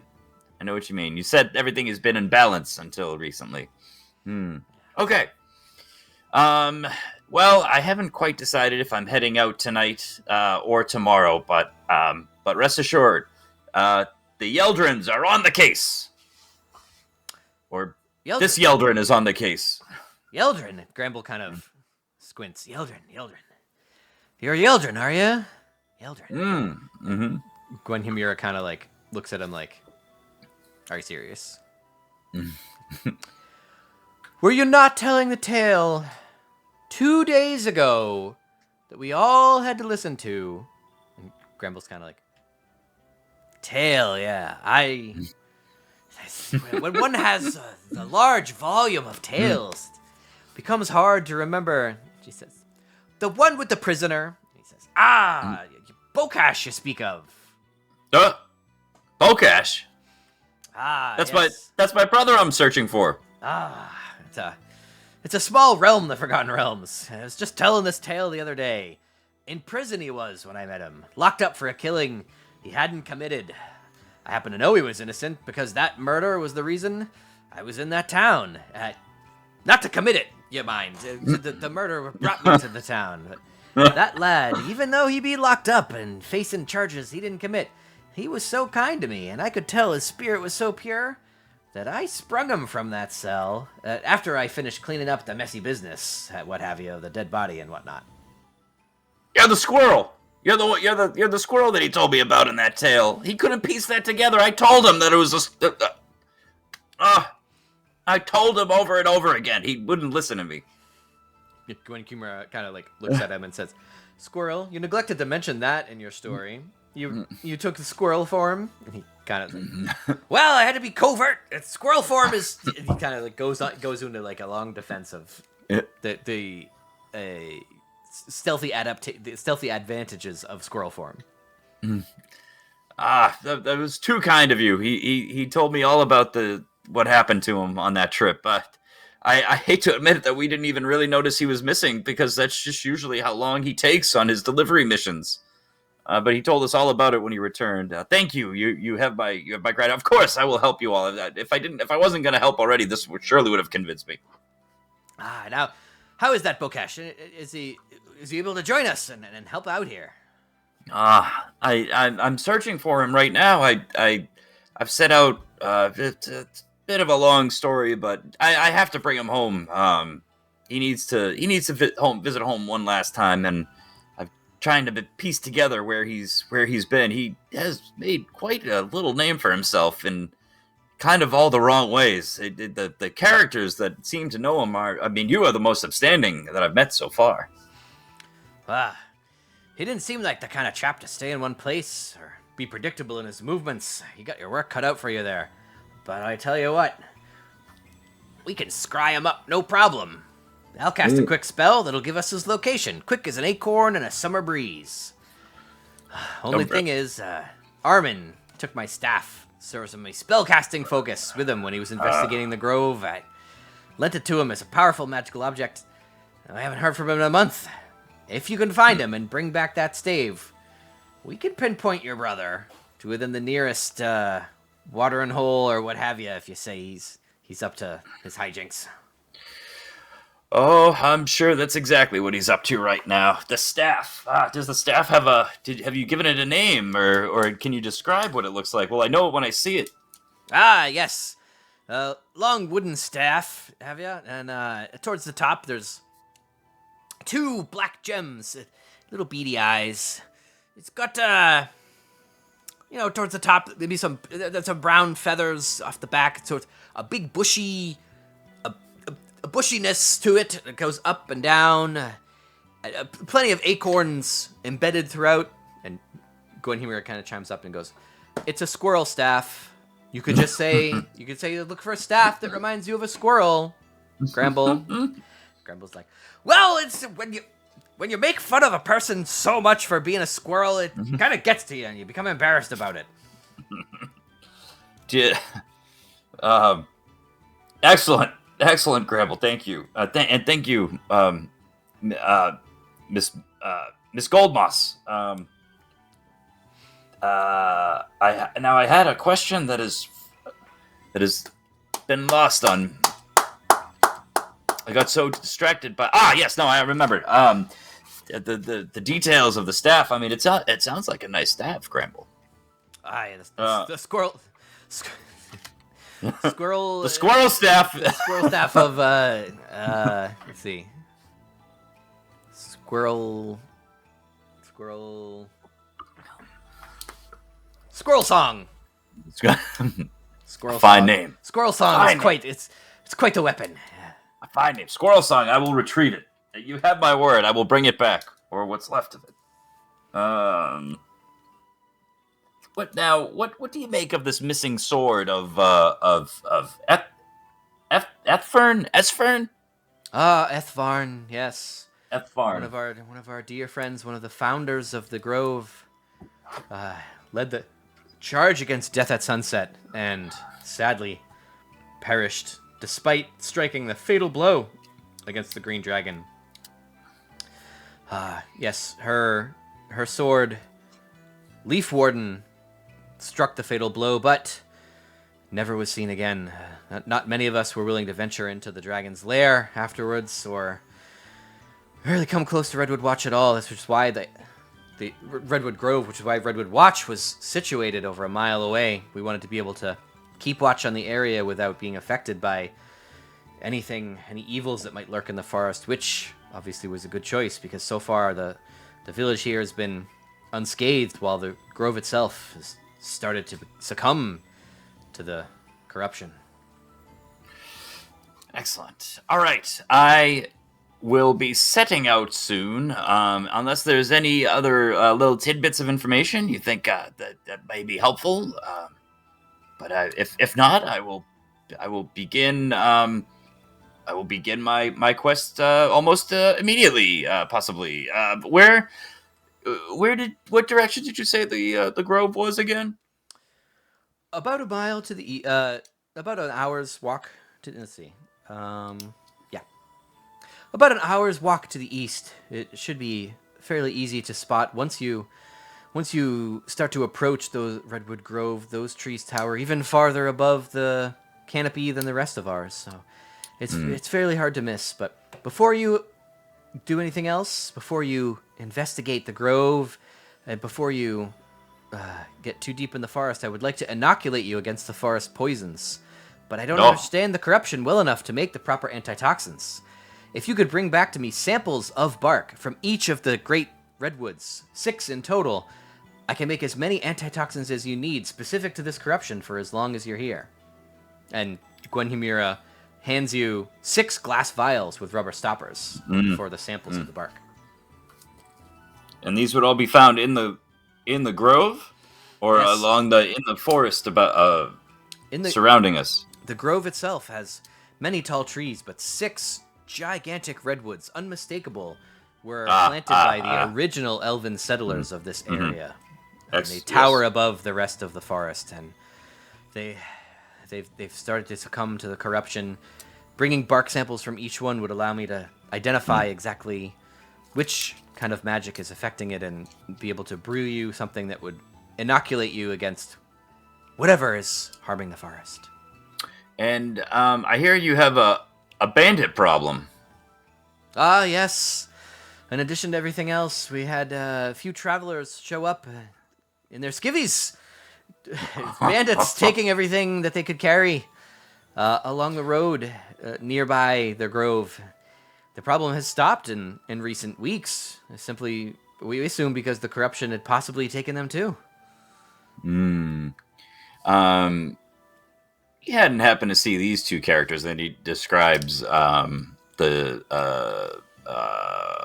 was Verona and I can't remember the dude's name. Dagor and Verona. Dagor and Verona. You haven't happened to see these two characters on your coming through on their travels or about the town at all, have you? Yeah, they look at each other and say, "No, we've had only the normal amount of travelers through. Nothing we wouldn't slip by us as the elders and as the kind of leaders of this town.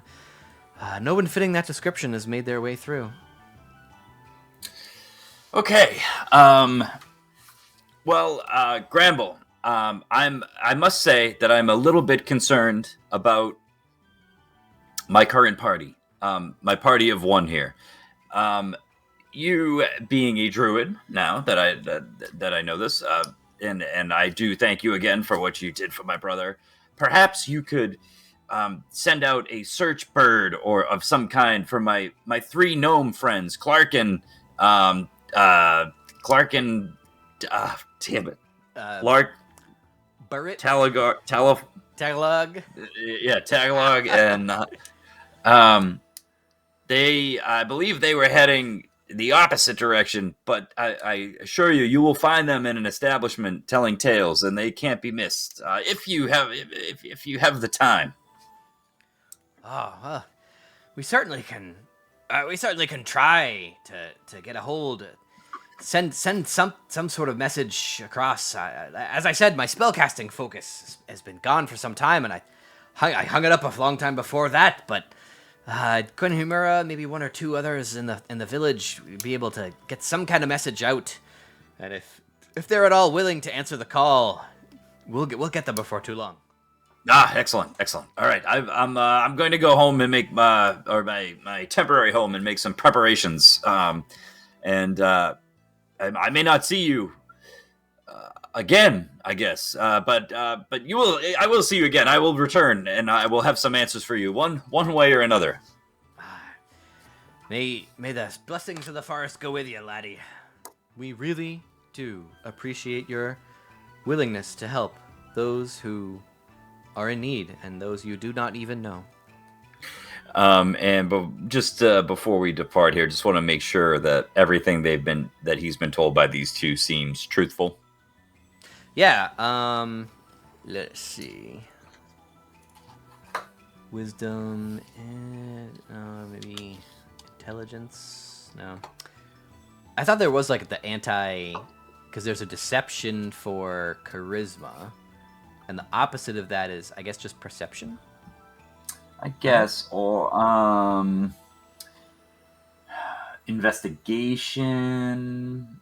Yeah, I'm gonna look up like the difference, because like the wisdom is the animal Insight. handling, the medicine, like stuff that you already know. The intelligence is like nature and religion. No, the intelligence is like the history, the stuff that you know. The wisdom is like how to use it. Yeah. So the wisdom would be more like the perception would be more like actively, like intelligence would be like looking around at the grove and being like, nature, is the corruption this or that? Yep. The wisdom would be perception. Yeah, give me a perception check on if they've been holding anything back or anything. All right, I'm switching the dice again. Switching the dice. 15 total. So, near as you can tell, they are 100% on the level with you. They really are concerned about their settlement and having to abandon it because of this unknown corruption. They are extremely concerned for their friend of hundreds of years, Armin, who is also a member of the council and an original member of the party that raided Death at Sunset's lair. You really can't see any parts of their story that don't add up or perceive that they are trying to deceive you in any way. They really just seem like they're throwing out all stops to get anybody, any adventurers, any heroes passing by to help them any way they can because they don't have the means themselves. Okay. All right, excellent. I'm going to head back to my Air DnD. And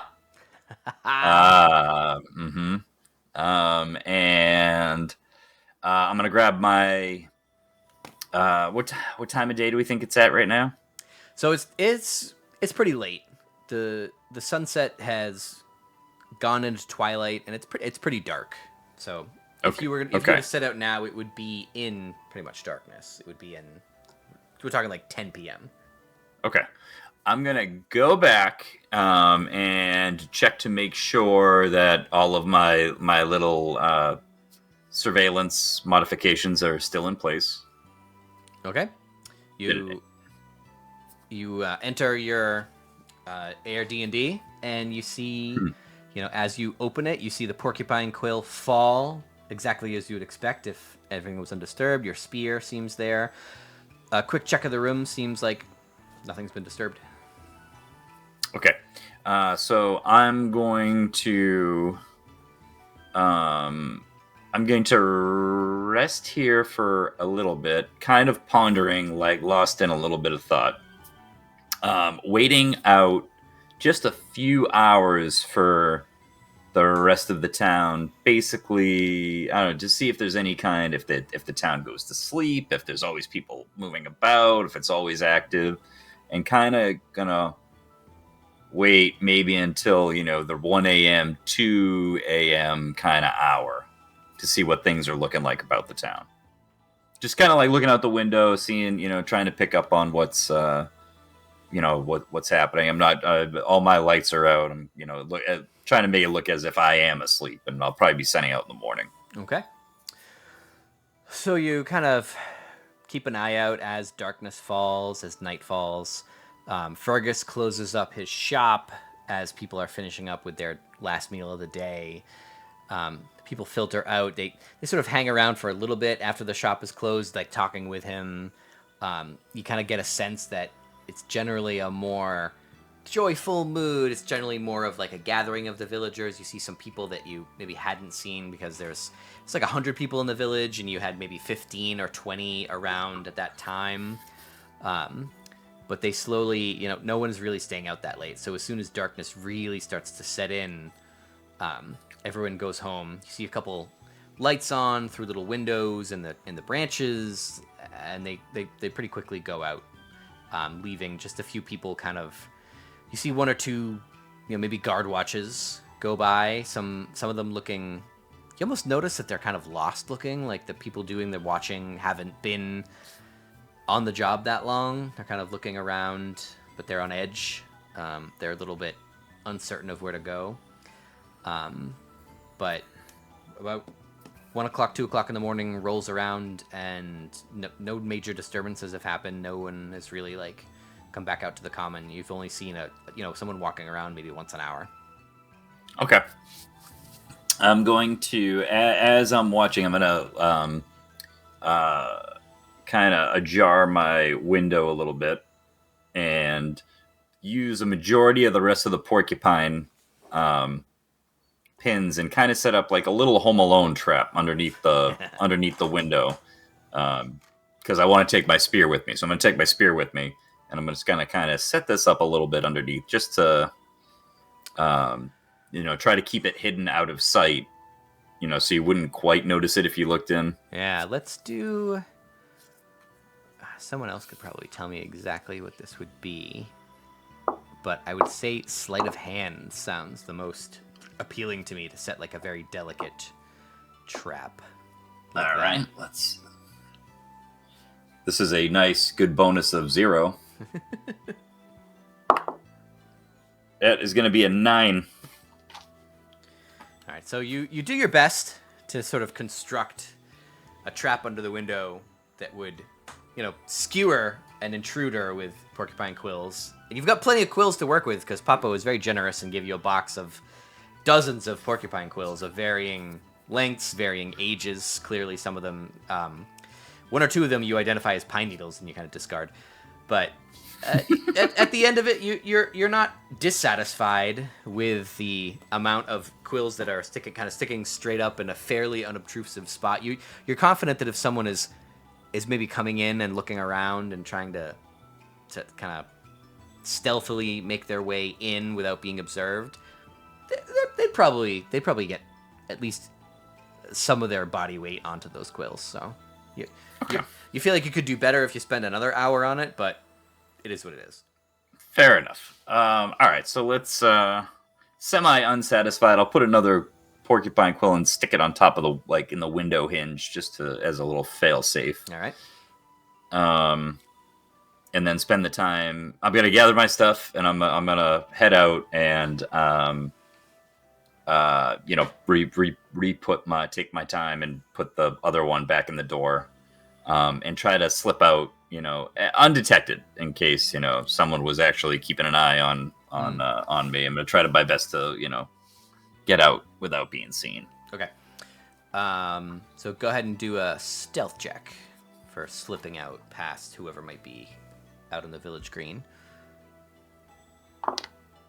That's going to be a nice old... let me make sure I don't have any negative. Yeah, that's gonna be a 7. Woo! It's not going good here. Good get these law of averages say. Yeah, nice. That's good because when I run into the bandits, I want to be able to take them down. It's good. All right, so you make your way out of your Air DnD. You're carefully closing the door, and because you're unfamiliar with it, you don't realize that the first thing that happens when you close the door is like a huge branch comes down inside of it and kind of makes like a big... It's like one single sound, but it is enough that the person patrolling the inside of the area, who is... I'm just going to bring up the whole villager list because... these villagers do not all rush over, but the one down the bottom right, the one that seemed, kind of flowers in her hair, you can see she's kind of at the town center in the village green, and she kind of looks over and notices you. And you look around, and all the other windows are dark. There's maybe 1 or 2 like very faint lights, but no one's looking out their window. It's just she's the only one that's looked out and noticed that you've come out of your dwelling here. Having been basically caught, Nocash is gonna walk over to her and say, "I'm sorry, I didn't properly introduce myself earlier. I am Nocasis, Nocash. But all my friends, my one real friend Papo calls me Nocash, and my brother. But what is your name?" I am Misa. Misa. I'm a simple person, who's lived here all my life. I don't have any remaining family or attachments, and I have been sort of tutoring in the druidic nature magic arts from Gramble, but I feel like I'm in awe of your bravery to be able to go out and try to solve our problem, and to maybe even do it in the middle of the night and sneak out. It's a little bit exciting.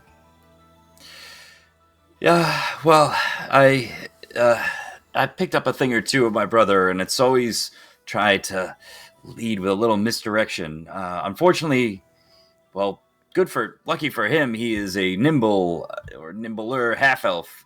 Me, I'm a kind of a clumsy dragonborn, so I don't have quite the skill set yet. But I'm working on it. And yes, well, anyways, Misa, I appreciate you saying the kind words about the bravery. It might be more just stupidity. But if I mentioned to Bramble, I asked him to send Bramble. I'll never get his name right. Gramble. To send word for some friends of mine to join me in the adventuring. To take care of the trouble that ails your town. If you could assist him, I know you won't be joining me, but if you could assist him in getting my 3 gnome friends, it would be much appreciated. And when they arrive, make sure to get them a good drink, because they're going to need some liquid courage to get them out there. Oh, he's been tutoring me in a lot of the ways, and I feel like I just might be able to send some sort of sending spell or message to some of our contacts on the road and at inns they might be at. I'll have to think about it. She kind of like trails off into an introspective, like what kind of spell would be able to get a message and get them here quicker. That would be great. Those 3 may not look like much, but trust me, well, one of them will come through when it counts. You got to play the numbers, Misa. At least that's what Nocash always used to say. Whoa, my lighting. Yes, I appreciate the help. Yes. Well, if you can, if you're off to try to save our little village, then well, thank you, and good luck. Thank you. I'm judging from the many theories about what's happening here. It looks like I will need a little bit of luck. Thank you. Right. And we're good. Give me a quick 2, and then we can come back in and do a little bit more. Okay, sounds good. All right. So, Misa kind of seems like she's in awe, but she's ready to like let you on your adventure unless you have anything else. Nope. Thank you, Misa. And just a bit of warning about these gnomes. They may try to tell you a tale or two about their successes. Just humor them. You'll know what I mean when you meet them. Of course, sir. We will greet them with all the same respect that we have of any other epic heroes that we have come through. Great, thank you so much. And I'm gonna head out. I'm gonna head in the direction of the Grove. Kind of, just taking in the rest of the town, seeing if there's anything that's standing out as I head that way. So, you make your way out past the green, out to a different kind of village entrance on the opposite side, on the east side, and no one else seems to be stirring or awake. You see Misa kind of give you one last wave as you make your way into the woods. And after an hour's march east, you follow a rough path into what appears to be Redwood Grove. Oh, wow. So you can see 6 colossal trees towering far above the rest of the forest canopy. The closest 2 redwoods lie before you, and you can see the other trees to the northeast. All 6 seem to be surrounding a raised grassy area that makes up the center of the grove. And you immediately pick up on, as soon as you enter this area, a noticeable miasma penetrating. The air itself is almost taking on a coppery taste. There's shrouds of unseasonable mist coating the floor, and you get a deep sense of unease crawling its way up your spine as you do that. Nocash, so go ahead. No, you go.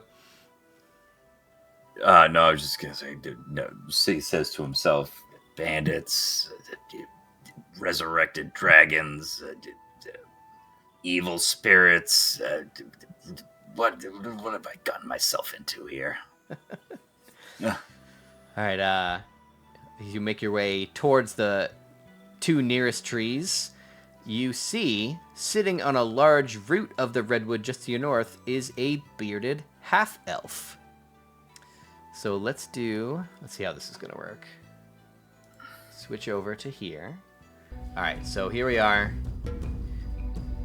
All right, now I've got the multiple roll 20s up. So now is the test of this. So you see, sitting on a root of the large redwood just to your north, nodding off, is a bearded half-elf. And then let's see how this switching back and forth is going to work. Where are we? Here we go. Boom. He appears to be dozing, and a large, elegant spear leans on the tree trunk next to him, and he does not hear the sound of your footsteps at all. And he appears to be like he's like nodding off to sleep, or does he? His chin is down. He is not really stirring, and as you know, from when you first spot him to when you're walking up to be, maybe 50 feet away, the most he's done is kind of like jerked his head up a little bit, but kept it down. All right, I want to see if there's anybody else in the area or anything nearby, I guess. All right, give me a perception check to, look around, listen. That's gonna be a 7. Okay. Okie dokie. You look around. It's dark. You do have dark vision as a dragonborn, and so you don't see anything. It's really hard to see beyond the area that is revealed here because you can only see out. In the pitch black, you can see a little bit, but you can't see more than about 50, 60 feet. You don't see anything. Listening really closely, it's almost eerily quiet. You can maybe get like a vague, not anything moving around, almost a vague like a whispering, like the forest itself is making a noise. But other than that, you don't detect anything. Evil trees, bandits. Mumbling to himself. Maybe I should have waited till it was light out, but all the bad stuff happens during the day. All right. Nocash talking some courage into himself. Starts to walk towards the bearded elf, but is unsure how to approach. So he decides to pick up a pebble and toss it in his direction, or some kind of light little rock, try to stir him. All right. But as naturally as he possibly can. Let's see. All right, so the elvish looking dude, you hear thwack as your pebble hits another stone right in front of him, and he kind of gives a right back down asleep. God damn it.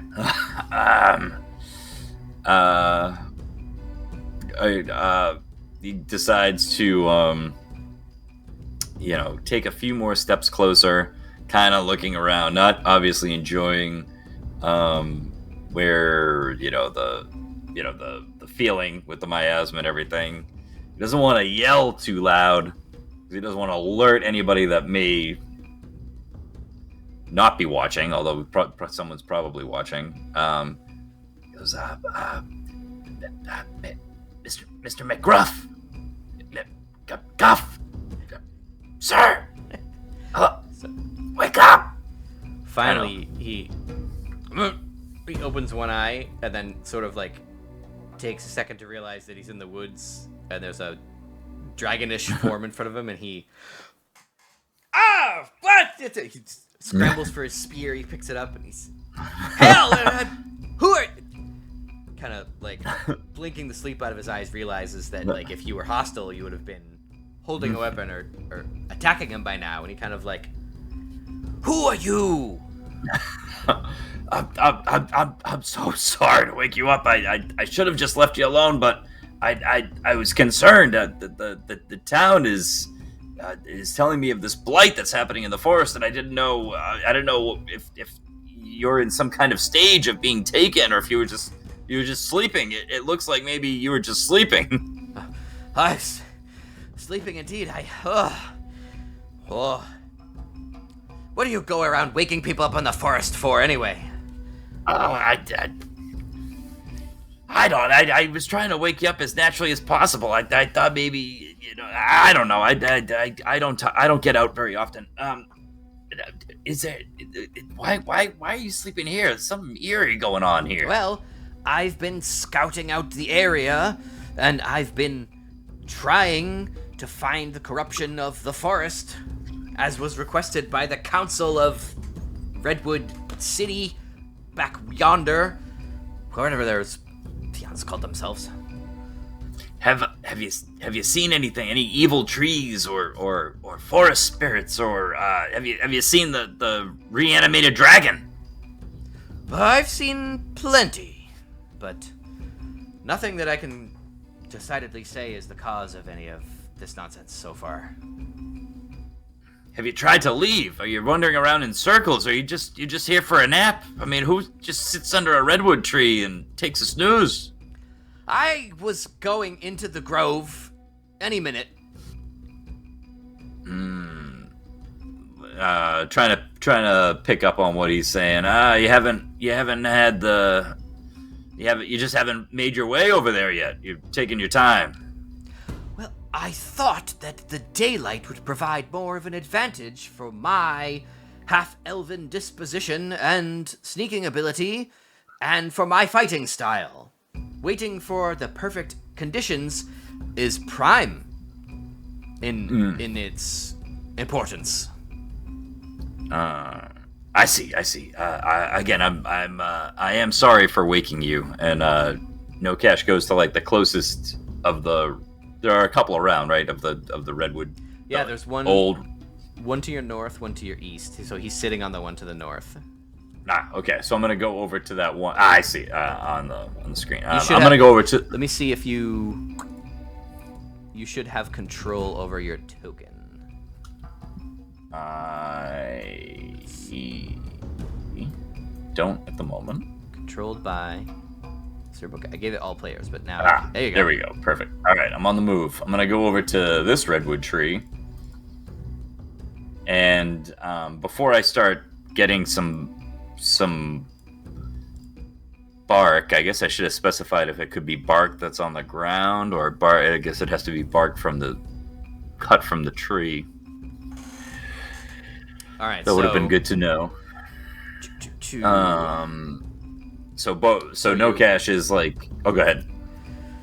You make your way to this redwood, and as you do, you kind of get a better sense of its surroundings. Let me do a little bit of. Let's see how this is.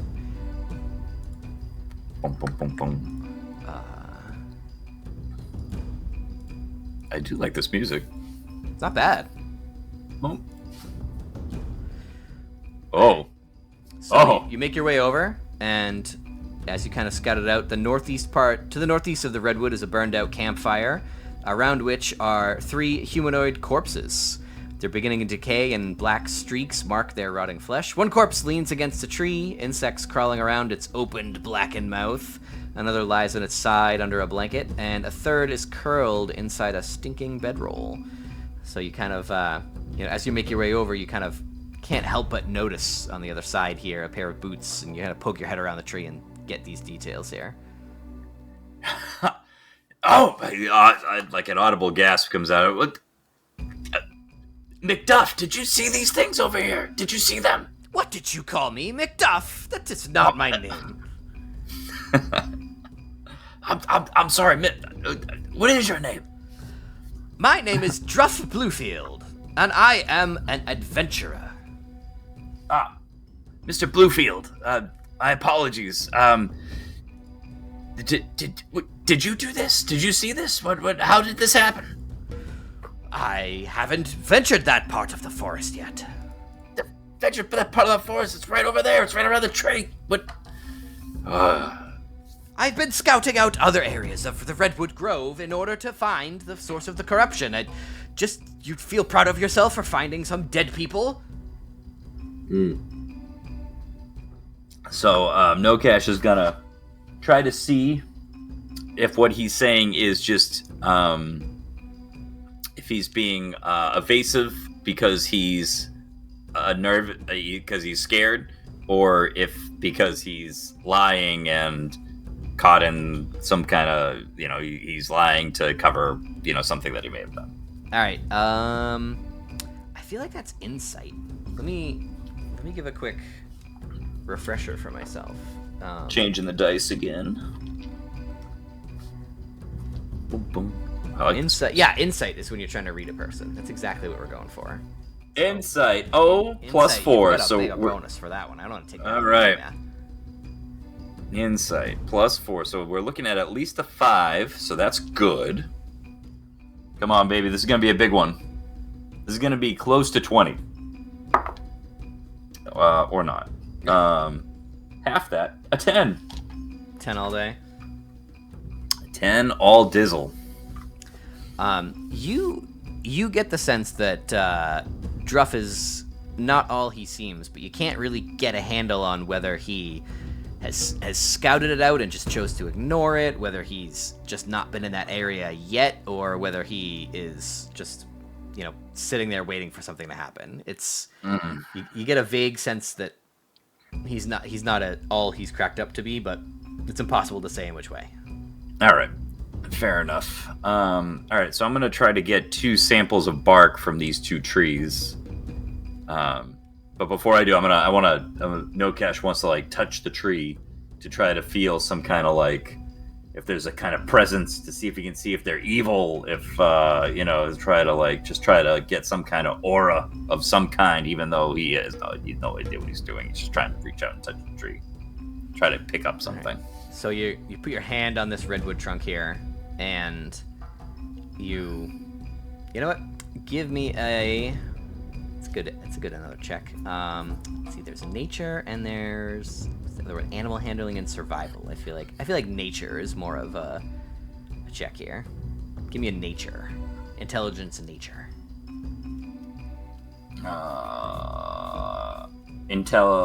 A nature check. And yeah. Wow, I actually have a +3 on this. I don't know how, but I have it. Must be it's the farmer background, I bet. Something like that. I don't know. I forget how it works. Oh, yeah, 14. Nothing great. But better, the second best roll of the night so far.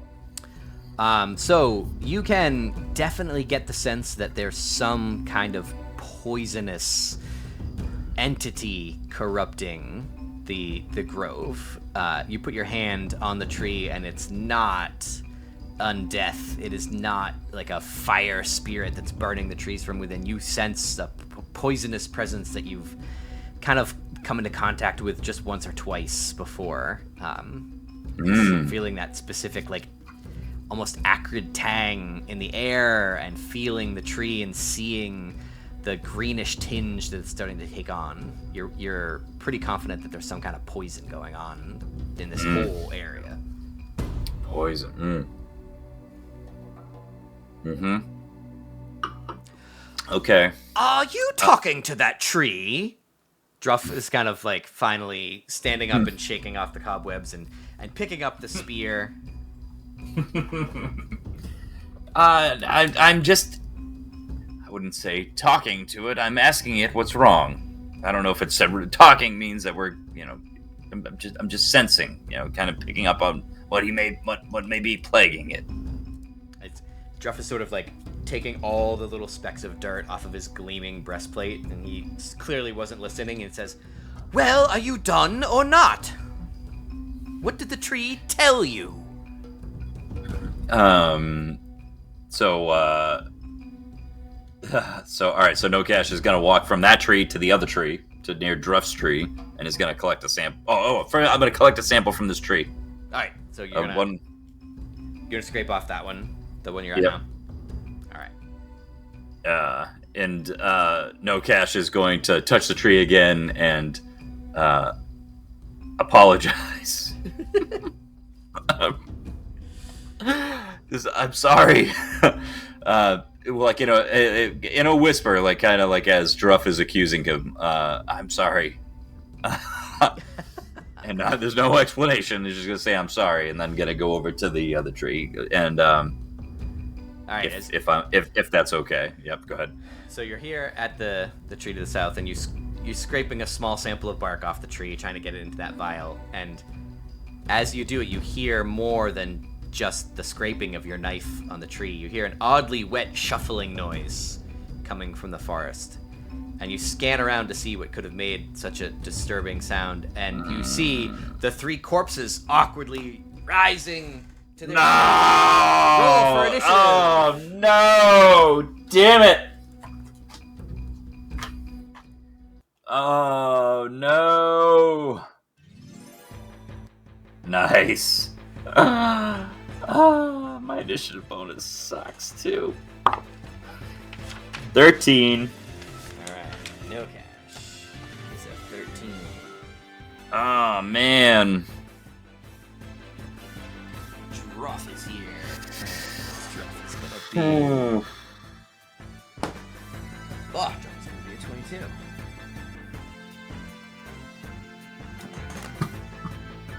Okay. Alright, let's see if I can do this right. Oh man. I was lulled into a sense of security. I didn't think that would happen. Just when you Damn. suspect it. That was good. Okay. So first, Druff is going to cower in revulsion at the sight of these... Ooh, I haven't done this yet. Hideous zombies that have now risen. These 3 bodies that were curled up by this campsite inside bedrolls and whatnot.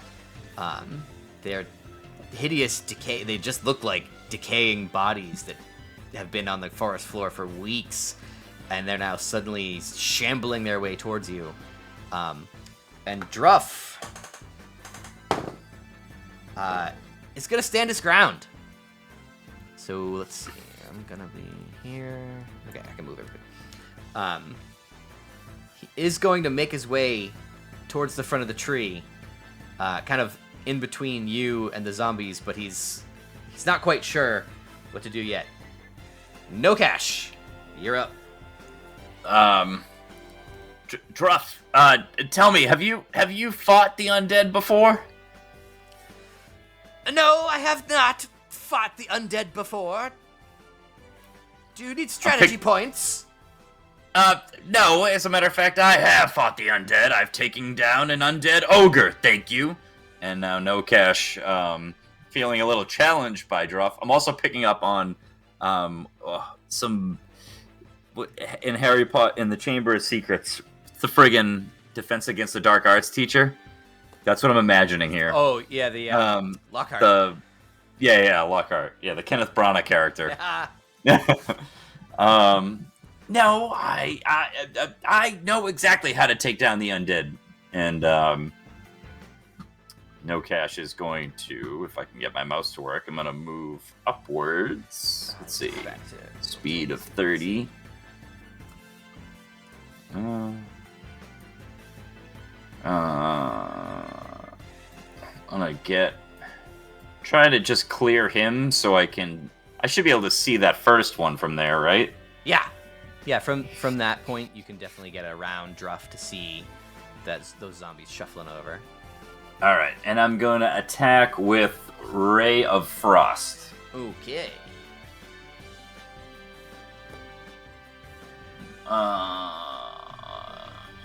So, let's see.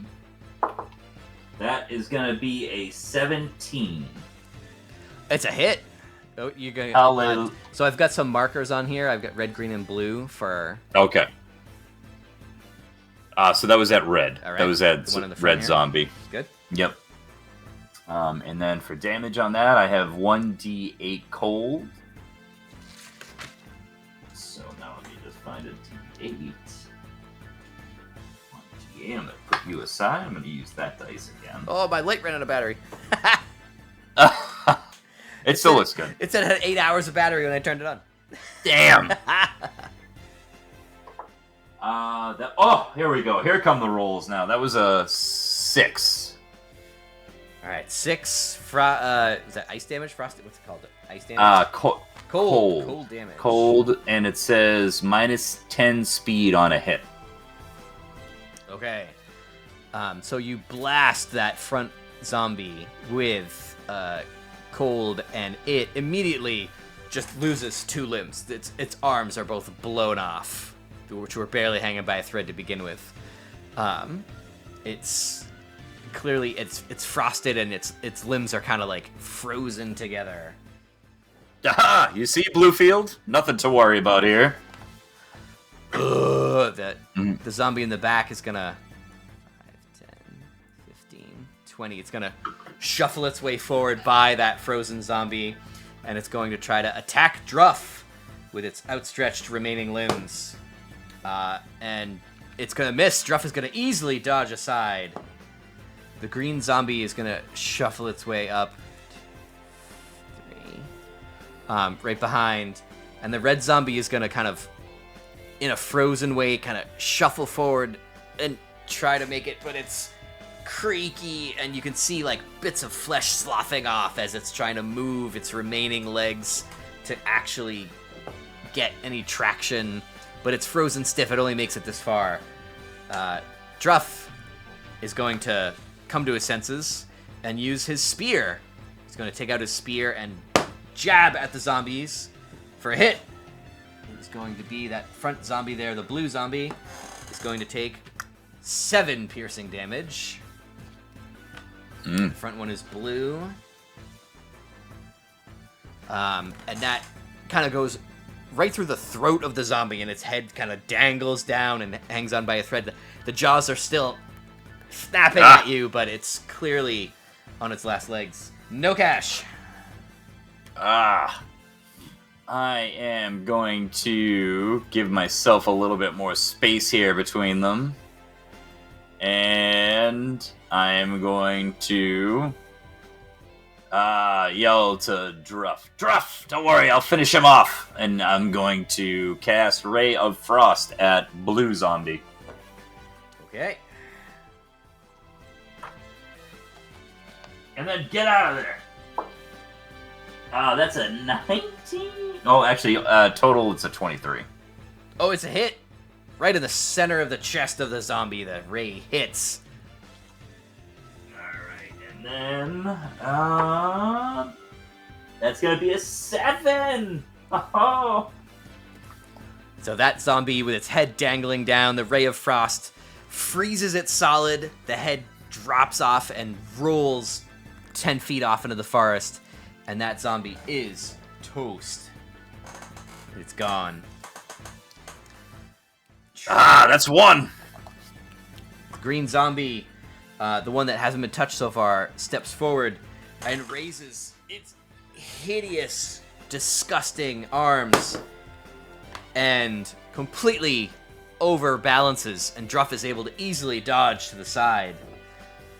And the red zombie is... the frost has melted off by this point, because it's like it's a ray of frost is 1 turn, the speed reduction, right? Okay. Yeah. So the frost has melted off, and the zombie is able to move forward, but still focusing on Druff, reaches up a clawed hand, and 5, what's that, plus 3.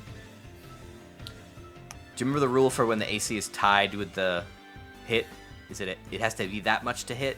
Like if the... Yeah, it hits, right? If for the attack roll, I think it has to be more. If it's like, so if I have a defense of 13, you have to roll a 14 to hit. Okay.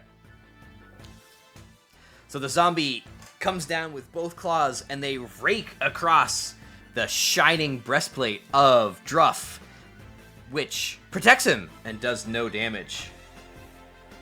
And Druff is going to pivot from that, take his spear, and counterattack the red. It is a hit for 6 piercing damage, which completely guts that zombie and leaves it as a collapsing pile of entrails and gristle. Nocash. 1 zombie left. All right. All right, let's do it one more time. You know what? I'm gonna get in. Nah, I'm not gonna do. I'm not gonna. No, I'm gonna stay right here. I'll give myself. I should be able to hit him from there, right? I have line of sight. Do I need line of sight? I'll give myself a little. I'll move a little bit closer just so I can see him a little bit better, and I will do Ray of Frost one more time. And that is going to be a 18 total. 18 total. It's a hit. Once again, your Ray of Frost finds the zombie easily. And the damage is 4. Okay, the zombie takes that damage and kind of shakes it off. It's frozen. Its joints are creaky and kind of frozen up just like the last one. But Duff is going to be able to take his spear back and once again throw it at stab forward at the zombie for a hit, and that is going to be 10 piercing damage, which goes directly through the roof of the mouth of the zombie, and with a sickening Druff pulls his spear out, and the zombie collapses to the floor, and they are vanquished. Nicely done, Druff. Ugh. Alright, so let's check the monster manual because I didn't actually look at the experience, but let's see. Zombie. So what do we think? Last of them alphabetically in the monster manual. After wargs. So to level up to 2, you needed 300 experience. Yeah, I think for the first one I just did. Yeah, you're on level 2 now. But if we want to keep track of it, so okay. 50 experience. Now I have to look up if you have to divide it between like the party or not. So yeah, between 2. Yeah, give yourself a good 75 experience points. I think that's how you do it. I think. I don't know, but it's new rules, so. Yeah, I'll make a note to look that up for next time with my overall notes. 2 hit die. That's gonna be. I don't think there's rules of like, oh, if you have a party of 5, you get less experience points. I think you might get the whole thing, so you might get 150. But I will make a note to look at that. And yeah, so you've got. Sweet. You did manage to finish shaving off the sample of that redwood tree before the zombies fully came for you. So you've got that one redwood tree vial in your pocket there, and the corpses have now, risen, taken their hits, and lie in scattered pieces along this area here.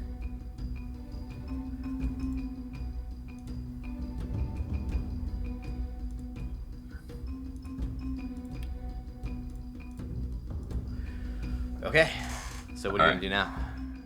I'm going to go over to the other redwood tree and do this, since I'm right here, and do the same thing. I'm going to go over to it, kind of touch it, apologize, and shave off a little bark, or try to shave off a little bark while I'm talking to Druff and say, Druff, how did you not notice those zombies there? So this redwood looms above you, its lowest branches impossibly high up, its bark weeping darkened sap. There you can see sickly grasses and wilting flowers around this huge 20-foot wide trunk. You're easily able to scrape off a piece of bark in between all of the pustules and the sap.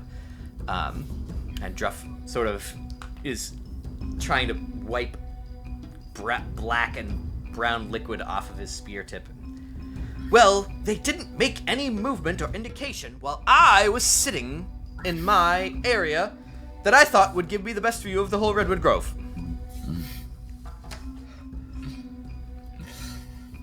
All right, well, I suppose. I guess you're a lot more nimble than I am. I can't blame you there. And oh yeah, this tree looks sick. Yowza. Druff, let me. These trees look. What do you think? What do you think is going on with these trees? Do they look okay to you? Well, the villagers in town were not very helpful at all. They had all sorts of ideas. Another dragon, the same dragon, a zombie dragon, a curse from the first dragon. It was almost as if I was talking to a book for all the ideas that was coming out. Surely all they need is just someone to come in and adventure away their problems, which is why I'm here.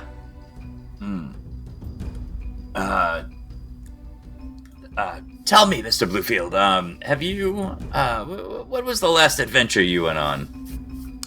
I'll have you know, my grandfather was a celebrated soldier, and I recently inherited his fortune, along with this spear, and he kind of shows off this exquisitely crafted spear, which you can see from looking at it is a +2 non-magical weapon. Viper's Bite has seen many battles and fought many fiends and seen many deeds in its day, as well as my gleaming breastplate here, and you can see that you look closely and his breastplate is a +1 non-magical splint armor, which is sort of close to top of the line as it comes. And you notice that neither one really has seen, other than having a little bit of zombie gristle on it, neither one of them has seen much action lately. They almost seem like they're museum pieces that have been dusted off. And I'll have you know that adventuring runs in my veins for many, many centuries before, and I am a Bluefield. Ha! How about you? A Bluefield. Sorry, I'm not familiar with the name Bluefield. Where did you say you're from? Why, we're from the green part of the forest. Of course. I'm gonna get a little bit closer to the corpses. Okay. Or to like that, maybe, I mean, like the corpses, like the looks like the extinguished fire area where the corpses were, and see if I can come up with any clues as to what, are these the bandits or these, 3 of the villagers that all were together. Just try to come up with some clues. Okay. You gonna search around or just look at the bodies, or what are you gonna do? Yeah, I'll start with the bodies and look at the bodies, see if I can find anything in their pockets, if there's anything they're wearing, if I can tell what, what species they were. Alright, so you're rifling through what became zombies, which were previously some sort of humanoids. You rifle through their pockets, you look through their clothing, you find, I meant to have like a pop-up of this so you didn't have to write it down as I said it, but you find 11 gold. No, that's all right. I'll edit my. I'll toss half to. I'll toss half my gold over to. Half of the 11 over to what's his face over there, to Druff. Druff, here, you've earned this. Oh yes, of course. I need gold. That's one thing I don't have enough of. You find the kind of broken up remnants of some crossbows, some rusty scimitars. These don't seem like, villagers that just seem that they just headed out into the forest. They seem a little bit more like the bandits you may have heard of. You do find a hooded lantern. Okay. 2 flasks of oil. And a burlap sack filled with metal arrowheads. Almost as if the bandits had been ambushing people and carrying scrap. The broken arrow is not worth much, but the arrowhead can be refashioned onto an arrow and would fetch, a good 8-9 silver from a good smith. Okay. 2 flasks of oil. How many arrows? So just like a bag of them? Yeah, it's a burlap sack. There's probably a good burlap 50 sack. or 60 arrowheads in there. Burlap. Okay. All right. Do you want any of these things, Druff? I can't say that I'd stoop low enough to put a zombie's possessions into my own inventory. I understand. The Bluefields wouldn't lower themselves to such such low standards. Certainly not. Nocash quite picking up on what Druff is putting down. That's for sure. Druff, what did you say what was your grandfather's name? He was an adventurer? His name was Guff. Guff and Druff. And your father? Oh, surely you've heard of Luff Bluefield. I was hoping for like Bill Bluefield. It's a rule of 3, so I gotta do one more round before I go off. Oh, that's fair. All right, now I'm gonna come over to like the little campsite here and see if there's anything else I can find. Just anything that looks out of the ordinary that wouldn't be here. Give me a survival check. I'll have to set up a camera for next time of some kind that you can see the dice now roll. That I've got my old camera, I wonder how that would look on just like the... Yeah.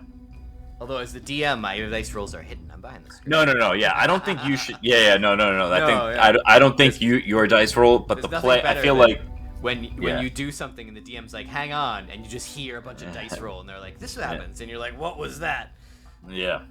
No, I think your dice should be hidden, but mine. If I think mine would add a level of drama. If we were gonna get really fancy, we could probably do it in Roll20 and have the, how it shows up there, but that'll be another day.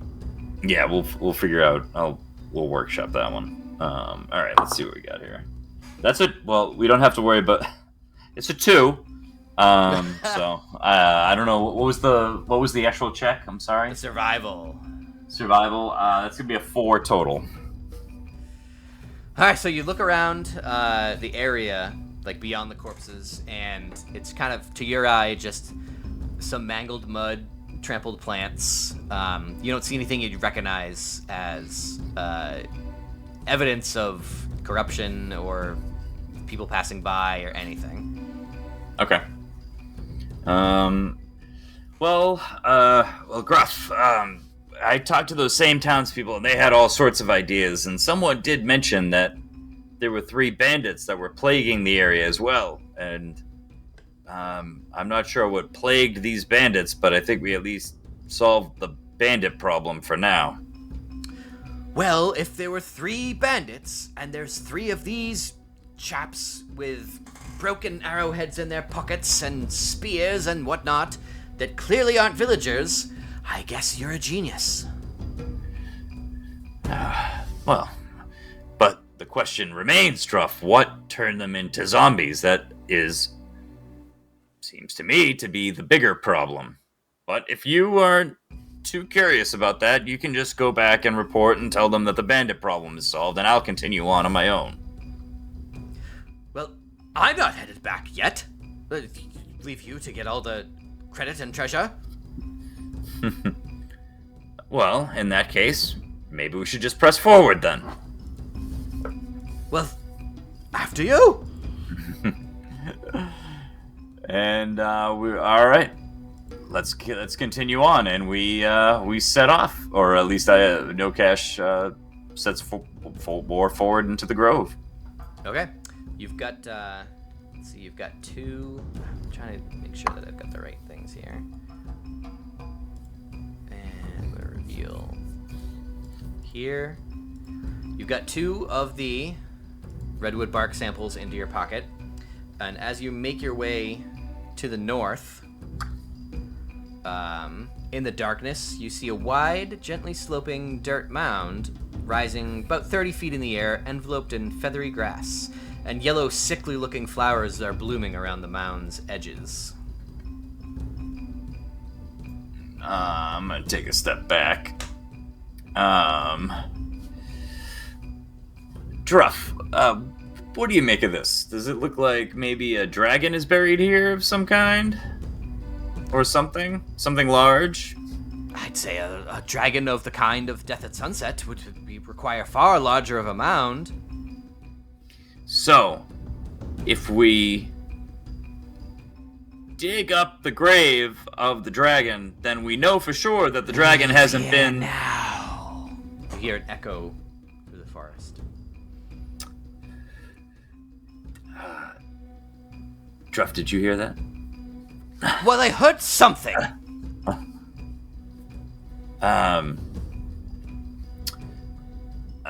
Yes. So, I keep looking at that. I'm gonna take a couple of steps closer to Druff. It sounded like some sort of evil spirit of the woods. Trying to whisper quietly to him. Yes, I agree. Your senses of perception are amazing. It sounded like something angry was whispering to us. Let's see. Well, Druff, we can do one of two things here. We can go back, or we can just go forward and... maybe we have some more options than two things. We can go back, which we're not going to do, obviously. Are you going to go back? I'm not going to go back. Well, I'll go back when I'm tired. I'm not going to be out here all night, you know. We could... we could dig up this mound of dirt and see if there's a dragon underneath, or a dragon skeleton, and then that can put to rest the whole idea of the rebirth dragon. Or we can just continue on and wait for this mystical voice to attack us. Well, digging into a strange mound in the middle of the forest sounds horrid to me, and I simply won't do it. Then we walk around. Let's look around a bit, I suppose. Let's continue on to the north here, and try to see what was giving us such a creepy warning. Well, lead on then. Jeff kind of looks like he's ready to do everything except walk into the forest first. All right. Gotta take a few steps forward, and I guess we're gonna survey the scene a little bit. All right. And let's do... Bum, bum, bum, bum, bum, bum, bum.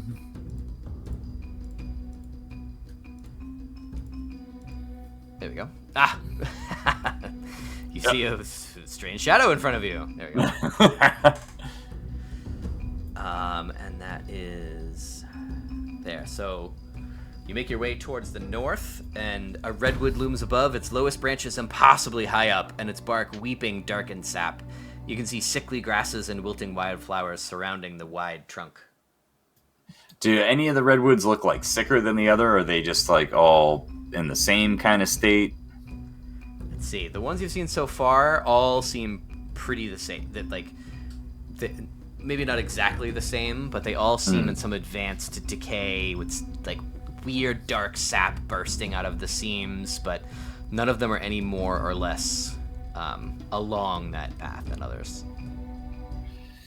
All right, I am going to go up to this tree and try to repeat the process of collecting bark, touching it a little bit, apologizing, and I'm also going to try to get some of that sap. I want to get some of that sap collected. All right. I'm going to like touch it. I'm going to touch it with I don't know, like kind of like put it on one of my, what do I still got? I got a dagger. I got a couple of daggers, I think. I'm going to put it on like one of my daggers, or oh no. What I'll do is I'll take one of the porcupine pins and like just kind of try to like put it on that and see if it reacts in some way, or if there's anything I can, discern from it. All right, so you, with your glass vial, you carefully scrape off a little bit more of that bark sample. You are easily able to. The bark is sort of, as you're cutting it, instead of what you expect with a tall, tough, hundreds of foot tall tree with iron bark, the bark just peels like butter, and you're able to quickly fill a glass vial full of this soft, puttery substance. And you can see a big vein of zap oozing out from between a crack in the vein in the bark to the side, and it's pretty easy to kind of goop some of that dark red, almost black sap. It is sludgy, but you're able to kind of manipulate it if you want to take a sample. Yeah, I want to take a sample. I'll collect. I'll collect something. I don't know what the hell I'm gonna put it in. I have an iron pot, I guess. All right. I'll put it in. I'll put it in my iron. I'll put it in my iron pot, which I'll have to replace with Papa later because I won't be cooking with this thing. What do you make of this sap, Druff? Any idea? What do you think? Well, I'm certainly not putting it on my pancakes. That is fair. That's fair. Botany is below me. So gardening. Well, let's go take a look here in the center. I'm gonna go up to the center mound and gonna look around and start to slowly make my way into the middle of the grove. All right. You hear, danger, beware. You feel a deep sense of unease, and then suddenly you're overwhelmed by a horrid feeling. Make a not persuasion. Why am I on that? Make a wisdom save. Wisdom save. Uh-oh. Wisdom saving throw. Uh-oh. Oh, I need one. I need a good one now. Oh, not good. Not good. Not good. Not good. 8 total. Oh, and as you Ugh.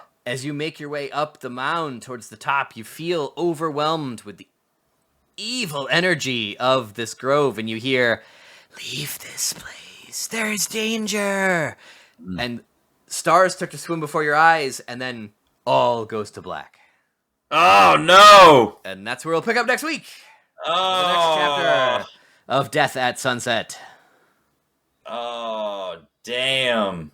As you hear, the last thing you sense is Druff behind you saying, "Well, that wasn't very smart, was it?" Oh, no. Damn.